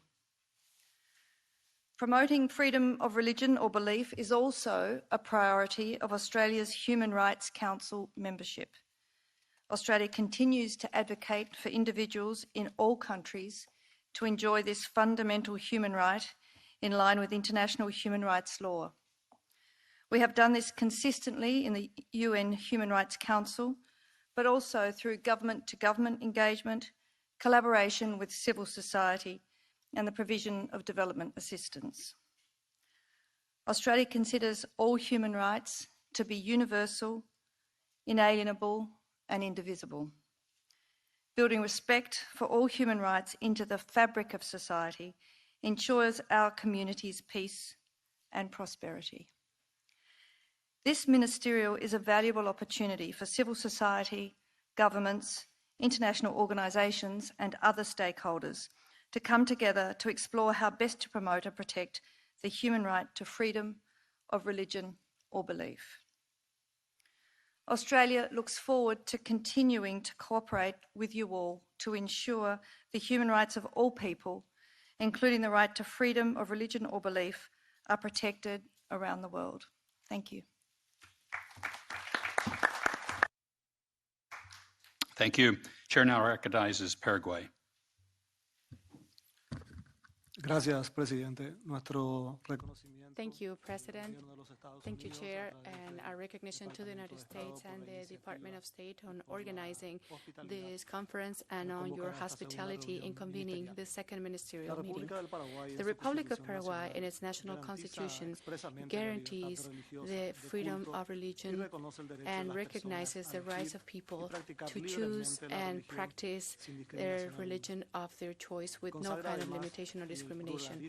It also enshrines ideological pluralism as a feature and a trait of our society, and it recognizes the main role the Catholic Church plays in our cultural heritage. It also provides for the relationship between the state and the church be based on the principles of independence, cooperation, and autonomy. In the educational area, we ensure the right to teach and the right to education, giving private institutions the possibility of offering religious education, but this does not go for public schools. As far as indigenous peoples go, they are recognized the right to express their religion freely, the right to preserve and develop their ethnic identity in their habitat, and the right to show their customs. In 2009, Paraguay established a permanent interfaith dialogue coordinated by the Ministry of Education and Science. Its main focus is to promote and facilitate communication between and among religious communities in order to contribute to a better interaction. Paraguay understands that it's up to the state to ensure the actual right to freedom of worship and belief. And this goes, and all community religions must join efforts in order to protect these rights. As members of the international community of nations, we are concerned about and condemn the ongoing acts of violence that we see. And we are concerned about the increase in religious extremism, incidents of hatred, discrimination, and stigmatization of people for religious region without enough guarantees, especially against Catholics and Christians. That is why we celebrate the United States leadership in this area. This forum, like today, enables us to become more aware and work for a more tolerant world where every human being could express their faith freely with no fear. Thank you.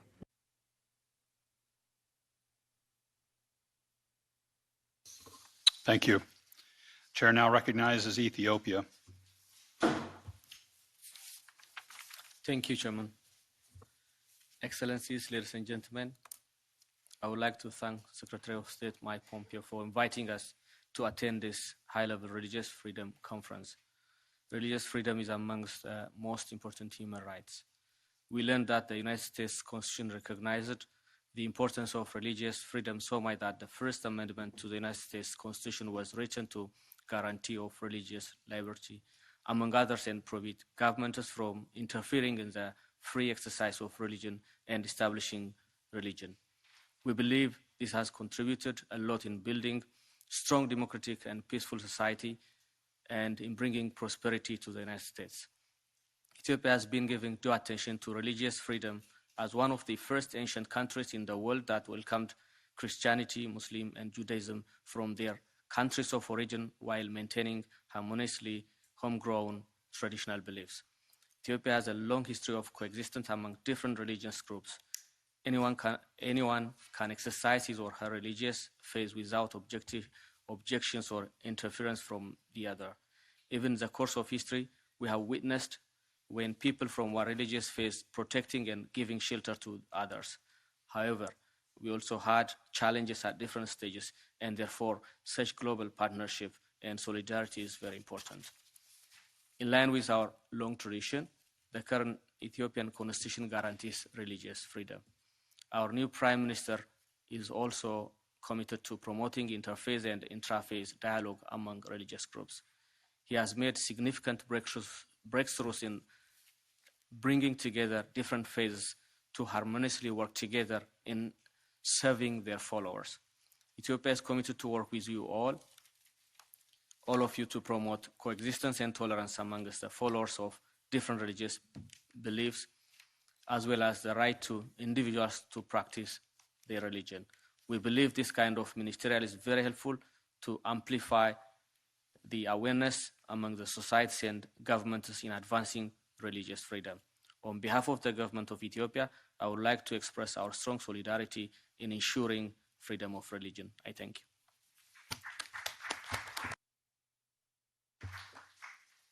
Sri Lanka is now recognized. The abhorrent incidents that took place in recent times, including in my own country, Sri Lanka, in April this year, demonstrate the importance of having a forum of this nature to discuss the ways to mitigate and prevent such acts of violence by promoting harmony and compassion among communities of different religious faiths in the globe. In this backdrop, I'd like to commend the leadership of Honorable Pompeo, the State Department, and Ambassador Brownback to organize this momentous event with the participation of governments, religious leaders, and civil society. I convey the appreciation of my government to the international community for engaging Sri Lanka and rendering its cooperation during a challenging and delicate situation following a series of horrendous attacks targeting innocent civilians at prayers on Easter Sunday and foreign tourists. Such attacks, with massive social and economic consequences, are a grim reminder that we are confronted with a common adversary in terrorism, radicalization, and violent extremism. Our people have lived side by side amicably, irrespective of racial and religious differences, for centuries, and they continue to do so. My government remains committed to work with all segments of society in fostering national unity and harmony while respecting cultural inheritance in order to avert polarization of communities. The widely acknowledged constructive and reconciliatory approaches and calls made by the religious, civil, and political leaders of the country helped contain the unfortunate situation. The Muslim community in particular took proactive measures to assist the security agencies in the investigations. The government of Sri Lanka has already initiated the setting up of an interreligious council aimed at raising awareness and solidarity, building peace and promoting reconciliation among all communities to further complement efforts already undertaken. Accordingly, any incidents of hate, incitement to violence are being tackled through prompt and effective law enforcement, as well as strengthened and informed dialogue towards building mutual understanding and accommodating diversity. Sri Lanka is committed to protecting the freedom of religion or belief in its progressive approach to institutionalizing human rights of all. We believe every person should have the right to practice a religious faith based on his or her conscience, and governments should explore all possible avenues to safeguard that right.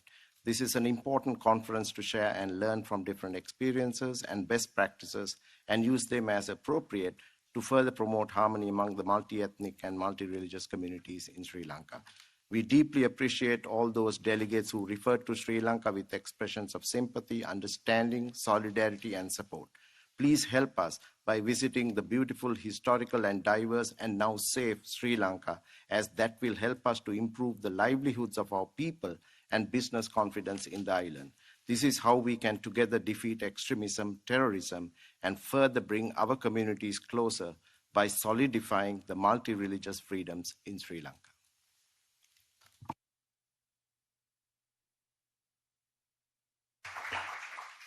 Thank you. I recognize the country of Chad. Monsieur l'Ambassadeur, Mr. Ambassador, Excellency, ladies and gentlemen, first of all, on behalf of my country, I want to congratulate the United States for having organized this year again this major conference to take stock of the progress made in religion in the world and to see how we can improve the situation. So I would like to say a few words about the experience of my country, Chad, when it comes to social cohesion and the protection of the liberty of religion, religious liberty. Chad is a multi-ethnical, multi-religious country, and our constitution guarantees the freedom of religion. Everybody can make his own choice, and or people can believe in other things.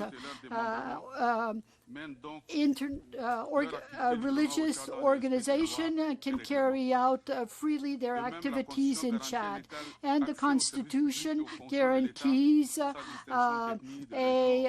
to these religions access to public services and all. The notion of blasphemy and apostasia have been taken out of our law, and in addition, you cannot have political parties based on religion, and because they could carry out activities which could affect our national cohesion. The policy could be based on ideas and democracy. So we want to avoid politics for affecting religion. We are a secular republic, but Chad is also in favor of dialogue between religions. We want to promote mutual understanding among people, because cultural and religious diversity are a factor of wealth. This is why our country has established an inter-religion platform to avoid the risk of radicalization and to serve for dialogue. And so today, the religious leaders preach tolerance, social cohesion, and harmony among groups. On the 8th of November, the religious platform organizes a dialogue among Catholics and Protestants and all other religious groups. Our president participates in this, and this shows how our president is attached to the values of peace and religious freedom. And so Chad is struggling against terrorism, violent radicalization, and anything that threatens the freedom of citizens. Like other Sahelian countries, Chad is threatened by Boko Haram and jihadist groups. I must say that freedom of religion can only be guaranteed if we eradicate the terrorist groups which exist in the world and who carry out terrorist acts by talking of religion. And so we must fight against these criminal groups in the interest of everyone. Thank you. We now recognize Italy. Thank you. Thank you, Ambassador Bromberg, and thank you for your personal leadership in convening this meeting. I don't have to remind colleagues of the special responsibility falling upon Italy because of our own history, tremendous heritage, to preserve the very aims of such a conference. And this is why Italy expresses its deep concern and strongly condemns all acts of violence and discrimination based on religion or belief. Defending religion freedom and advancing interreligious dialogue, both in bilateral relations and multilateral fora, are central elements of Italy's foreign policy. This is why we particularly welcome this second edition of the Ministerial Conference on Religion Freedom and want to assure you, Ambassador, of our full support in making sure that this conference produces a follow-up. Italy firmly concurs with the United States that promotion of freedom of religion or belief actively contributes to building inclusive, peaceful, and thus thriving society. That is even more true in areas where the coexistence of different religious communities is a key element of the cultural richness of the region. Italy is at the forefront of the international effort of defending cultural and religious heritage to ensure the protection of this heritage truly represents a crucial step in order to effectively promote the freedom of religion or belief. In the last year, Italy has financed several projects aimed at supporting ethnic and religious minorities who have suffered from persecution. Since 2016, we have allocated important resources to projects aimed at promoting dialogue and reconciliation among the different components of Iraqi societies in the areas occupied by Daesh, where Christians, Yazidis, Kurds, Arabs, Turkmens have been coexisting for centuries. In the last 3 years, Italy has put in place various humanitarian initiatives with the purpose of alleviating the suffering of the displaced population in the provinces of Nineveh, Dohud, Erbil, and Kirkuk. Italy has paid particular attention to the humanitarian crisis that affected the Rohingya minority in Myanmar. At the Geneva Conference in October 2017, Italy has pledged a financial contribution of €7 million for the year 2017-2018. Looking ahead, I'm pleased to announce that the Italian Parliament decided to create a fund for supporting persecuted Christian minorities in areas of crisis. The fund amounts to a total of €4 million for the first 2 years, 1920, but it is set to at least double for the years to come. In order to implement such an important program, civil society organizations will play an essential role. In advancing peaceful coexistence and inter-religious dialogue among the different religious communities, these programs, together with all the other efforts put in place by the international community, will contribute to the inclusiveness or well-being of our societies and plant the seeds of development and growth. Thank you very much. Thank you very much. The country of Slovenia is recognized. Thank you, Mr. Chairman. Excellencies, ladies and gentlemen, Slovenia would like to thank Secretary of State Pompeo and the United States government for organizing the Ministerial to Advance Religious Freedom. It is a great honor and pleasure to be present here today at this important event and to reaffirm Slovenia's commitment to the protection and promotion of freedom of religion and belief, which is an universal fundamental right of each and every human being. Where freedom of religion or belief is not respected, discrimination will flourish in all its forms, affecting the entire range of human rights. Slovenia attaches great importance to combating discriminatory laws and practices, as well as any incitement to religious hatred or intolerance. Only by accepting and respecting each other's differences can we all prosper together. Slovenian government will continue to strongly support human rights, education, and training as an essential tool of enabling the realization of all human rights. Public office holders especially should be educated about human rights and why they are so important to the society. Human rights education and training present an effective way to foster tolerance and promote freedom of religion. The Slovenian constitution stipulates that the state and the religious communities shall be separate and that the religious communities enjoy equal rights and pursue their activities freely. Religious and other beliefs may be freely professed in private and public life, and no one shall be obliged to declare his or her religious or other beliefs. The Protection Against Discrimination Act determines the protection of all persons against discrimination in various fields of social life, including legal relationships in political, economic, social, cultural, civil, or other fields.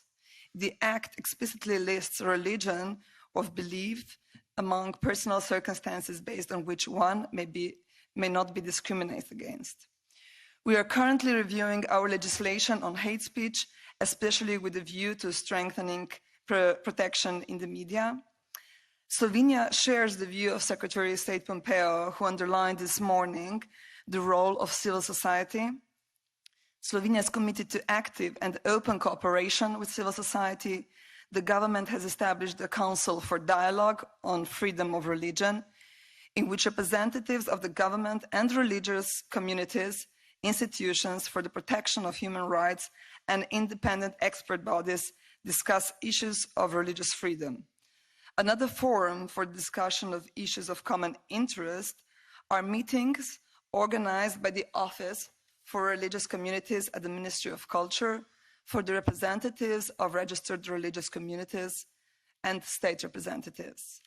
Allow me to conclude by stressing also the importance of intercultural and interreligious dialogue for the promotion of tolerance, respect, and mutual understanding. Diversity enriches us. Let us therefore make it an asset. Thank you. Thank you. Chair now recognizes Singapore. Excellencies, ladies and gentlemen, I'm honored to attend the second Ministerial to advance religious freedom as representative of the Singapore government. Let me begin by expressing my appreciation to Secretary of State Mike Pompeo and the State Department for hosting and organizing today's Ministerial. I would also like to convey greetings from Singapore Minister for Foreign Affairs, Dr. Vivian Balakrishnan, who is unfortunately unable to join us today. Our discussion today on the challenges of religious intolerance and discrimination is timely, amidst rising discord, distrust, and division around the world. Allow me to briefly share Singapore's experience in promoting cohesion and understanding among different religions and races. Singapore is a very small country with a very diverse population. All the major faiths are present in Singapore. Those who have visited Singapore before know that it is not uncommon to see mosques, temples, and churches along the same street. We are proud to be a multiracial society. While ethnic Chinese form the majority, we have sizable minority populations of Malays, Indians, and Eurasians. As a small city-state with no natural resources save for our people, social cohesion and unity are of importance to us. Singapore's founding principle, for which our founding leaders fought, has been to treat all Singaporeans equally, regardless of race, language, or religion. We have strived to promote cohesion and understanding among the different races and religions, including through the work of inter-ethnic and inter-religious organizations, using English as our working language so that no minority group is disadvantaged and everyone can socialize with ease, ensuring that our public housing estates have a good racial mix to facilitate social interaction and prevent ethnic ghettos from forming, and through our education system and national service, which provide common experiences for Singaporeans. We see religion as a positive factor to strengthen society and have worked hard to build interreligious understanding and tolerance. As a strictly secular state, we take an even-handed approach to all religions. The different faiths make a cardinal virtue of tolerance and mutual accommodation, and no one group is allowed to impose its practices on others. We also have strict laws against the denigration of other faiths, and the mixing of religion and politics is prohibited. For us, religious harmony will always be a work in progress, but we see our diversity as a strength. Our efforts to integrate the different communities have made us a more resilient and understanding society. Singapore's situation is a miniature of a larger challenge faced by the world in getting people of different religions, values, and backgrounds to live together harmoniously. Last month, Singapore hosted the International Conference on Cohesive Societies under the theme, Many Communities, One Shared Future, to facilitate dialogue on social harmony. We continue to look for opportunities to learn from others and share our experience as we find our path forward in building cohesive societies and moving towards a brighter shared future for all. Thank you.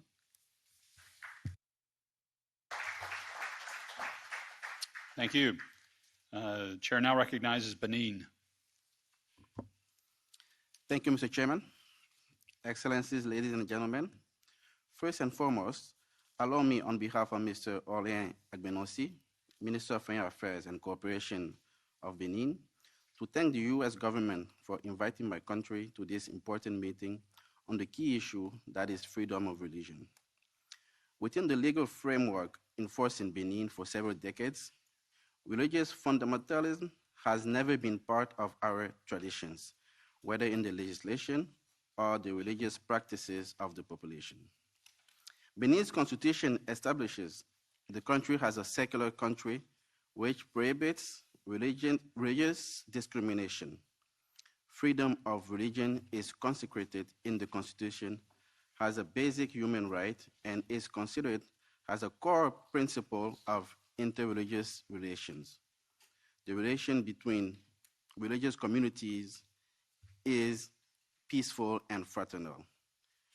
Religious diversity in Benin is one of the West African region's largest. In practice, some people mix various faiths. Some Christian and Muslim also practice the indigenous religions, better known as Voodoo. This mix of faith can be found in all social strata of the population, and it's not uncommon to find people of the same family worshiping differently without this causing tension or conflict. This religious syncretism is therefore fully embraced and accepted. Besides, it is worth mentioning that in May 2015, Benin hosted in Cotonou the International Symposium for the launch of the African Initiative for Peace, Education, and Development through interreligious and intercultural dialogue. Convinced of the fundamental nature of freedom of religion, Benin is contributing to efforts to fight violent extremism.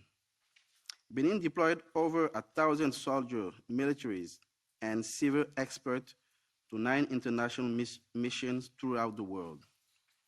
Benin also provides support to the United Nations Task Force stationed in northern Mali, whose mission is to fight religious terrorism. Lastly, I would like to share with this eminent assembly a beautiful picture which clearly illustrates freedom of religion in Benin. This is the Voodoo temple called Temple of Pythons and the Immaculate Conception Basilica in the city of Ouidah in the south of Benin. Both are facing each other and have been coexisting peacefully for several decades. Both places of worship are today parts of the major tourist sites in Benin, and I extend a warm invitation to all to visit it. Thank you for your kind attention. Chile is recognized. Thank you. On behalf of the government of Chile, we welcome and appreciate the realization of the Second Ministerial to Advance Religious Freedom. We express our gratitude to Secretary of State Michael Pompeo for hosting this conference. One of the permanent principles of Chilean foreign policy is the unrestricted respect for human rights. In this regard, a constructive dialogue focusing on combating religious intolerance, discrimination, incitement to violence, and violence against people based on their religion or beliefs is the way to preserve the ethnic, religious, and cultural diversity and a public good we must protect. Chile will continue to support the protection on freedom of religion or belief through national, regional, and international human rights mechanisms. We are committed to contribute to the debates on religion and democracy, religion and freedom of expression, religion and women, religion and terrorism, among others. Likewise, we will continue to encourage at the multilateral level the efforts to promote dialogue and cooperative alliances to build understanding, respect for legitimate differences without relativizing internationally recognized fundamental rights. This is why we support the Istanbul process as a consensual multilateral initiative. We appreciate the Netherlands' leadership on hosting the next meeting in November. We will continue to encourage these matters at the Human Rights Council.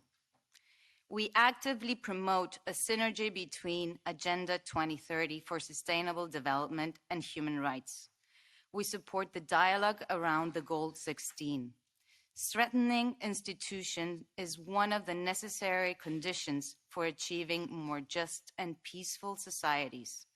The full enjoyment of all human rights will only be possible in the context of a worldwide progress with the implementation of the Sustainable Development Goals. In fact, religious freedom is an essential component for a just, equitable, tolerant, open, and socially inclusive world in which the needs of the most vulnerable are met. We support the mandate and work of the UN Special Rapporteur on the promotion and protection of the right to freedom of opinion and expression, as well as the Special Rapporteur on freedom of expression at the Organization of American States. We support the work of the International Contact Group for Freedom of Religion, which is coordinated by Canada. Finally, at the national level, the National Office of Religious Affairs will continue to promote religious freedom. Currently, the Bureau is leading two major proposals, the theme Religion for the Census 2020 and the creation of a map of religions in Chile. This last project seeks to provide up-to-date information on religions in our country.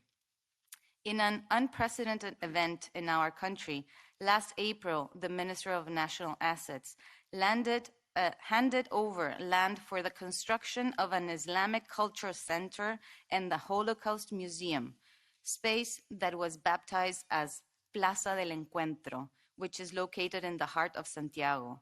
This place for Muslim and Jewish communities in Chile is part of the commitment of the government of President Piñera to a healthy coexistence, a pluralist culture, as well as for peace, democracy, and human rights. Thank you.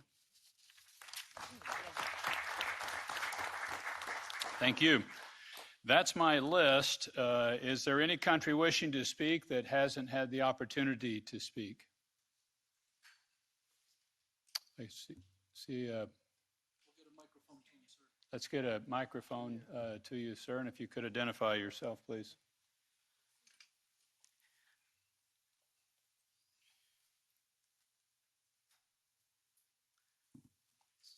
Sorry, my name is David Kasheru. I'm the Charge de Affairs of Kenyan Embassy. Thank you very much. We commend Secretary Pompeo for organizing this meeting. And we also don't take for granted, Ambassador Bag, you and your technical team for putting this together and all the logistics that came up to the fruition of this second Ministerial Religious Freedom Conference. As we said, we are honored to participate in this initiative. It is a noble initiative by U.S. Department of State.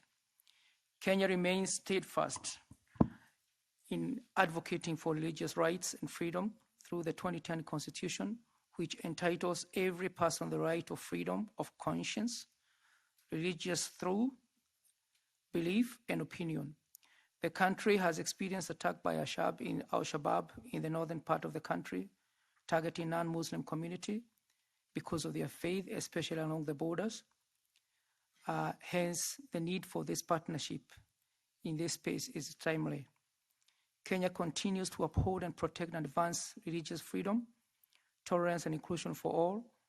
We reaffirm commitment of Kenya in defending religious freedom by holding interfaith forums to promote respect of religion. Kenya maintains a harmonious religion tolerance and all points where reputation and multidimensional imaging have become the voices of reason during the times of healing. And finally, our faith-based organizations in Kenya have been part and parcel of our healthcare and involving cohesion within the country and value development in our social fabric. Thank you very much for listening. Thank you. Any other countries that haven't been had the chance to speak?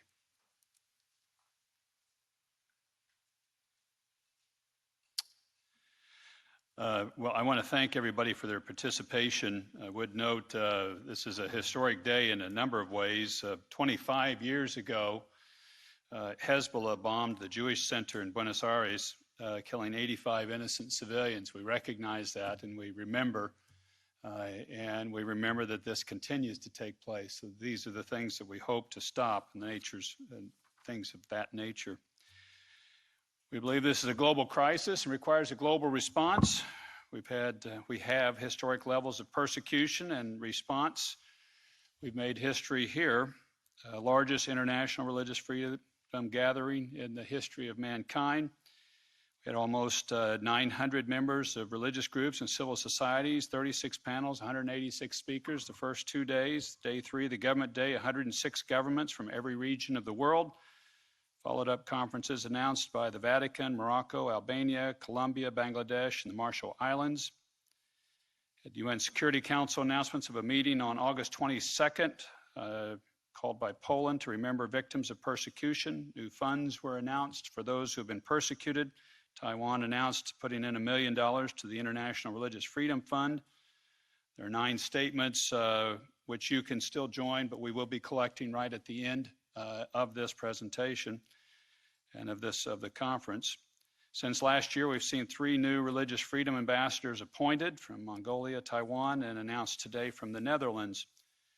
We will be approaching a number of you about helping us to structure and build out this first ever international body of the International Religious Freedom Alliance that the Secretary announced this morning. We believe there needs to be something that's on a permanent basis to track and push on this issue of religious freedom that is so pronounced and going on aggressively. We need to head this off, and we need to be serious about it. There will be grassroots efforts of the effort to form nearly 100 religious freedom roundtables all around the world, where religious leaders, civil society get together to support each other's right to religious freedom. There have been about 10 of those stood up already. I meet regularly with the one here in Washington, and we're hopeful to see those really grow around the world, so they get the civil society and religious groups involved in various nations pushing and promoting this. I have several groups to thank. First of all, you for coming and for being a part of this. You honor us by your attendance and your participation. I know this is an unusual gathering on religious freedom because there just haven't been that many before, but the crisis is so severe and significant. We felt it important, and we did it last year. Kind of got our feet wet and did it. It went bigger, and we think better this year. And more actions were announced because we think actions are needed. So we first of all thank all of you for being willing to participate and be a part of this global effort that is just so needed.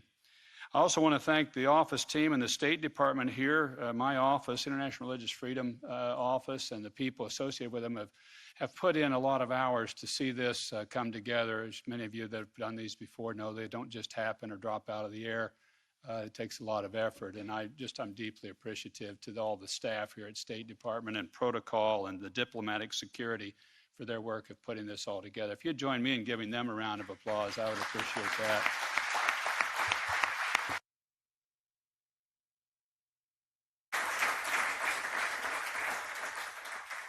And I can announce one final thing that I can tell you that group I just announced, the IRF Team Protocol and Diplomatic Security, is excited about the final, I'm going to call it a party. It's a reception tonight that starts at 6:30, program at 7, at the most difficult to get into museum in Washington, D.C. It's the new African American Museum of History and Culture. I say it's difficult. Tickets are free, but you got to get in a wait list of about 3 months to get into it. It's just really jam-packed. It tells a difficult story, I think, pretty well about, unfortunately, the slavery in the United States and then the rise, really, of the African American people in this country. It's a beautiful, beautiful place. It'll be open, the reception at 6:30, the program at 7, and the museum will stay open till 11 tonight, and then allow you to wander through and see shackles for children when they were taken slaves, slave ships,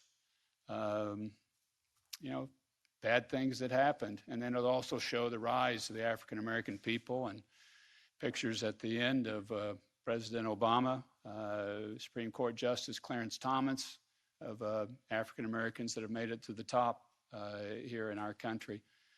But I think it's important stories to tell, we try to tell accurately. So I hope you come to it. I think you'll find it very interesting. I think you'll find the reception enjoyable. There won't be speeches at it, but hopefully there'll be a lot of relationship building. I'm a strong believer in relationships. I don't like the word networking. I like the word relationships because I think the world moves on those. and we hope to form relationships with you to really address seriously, effectively, hopefully, this very difficult problem. Again, thank you for coming. We are dismissed. God bless you all.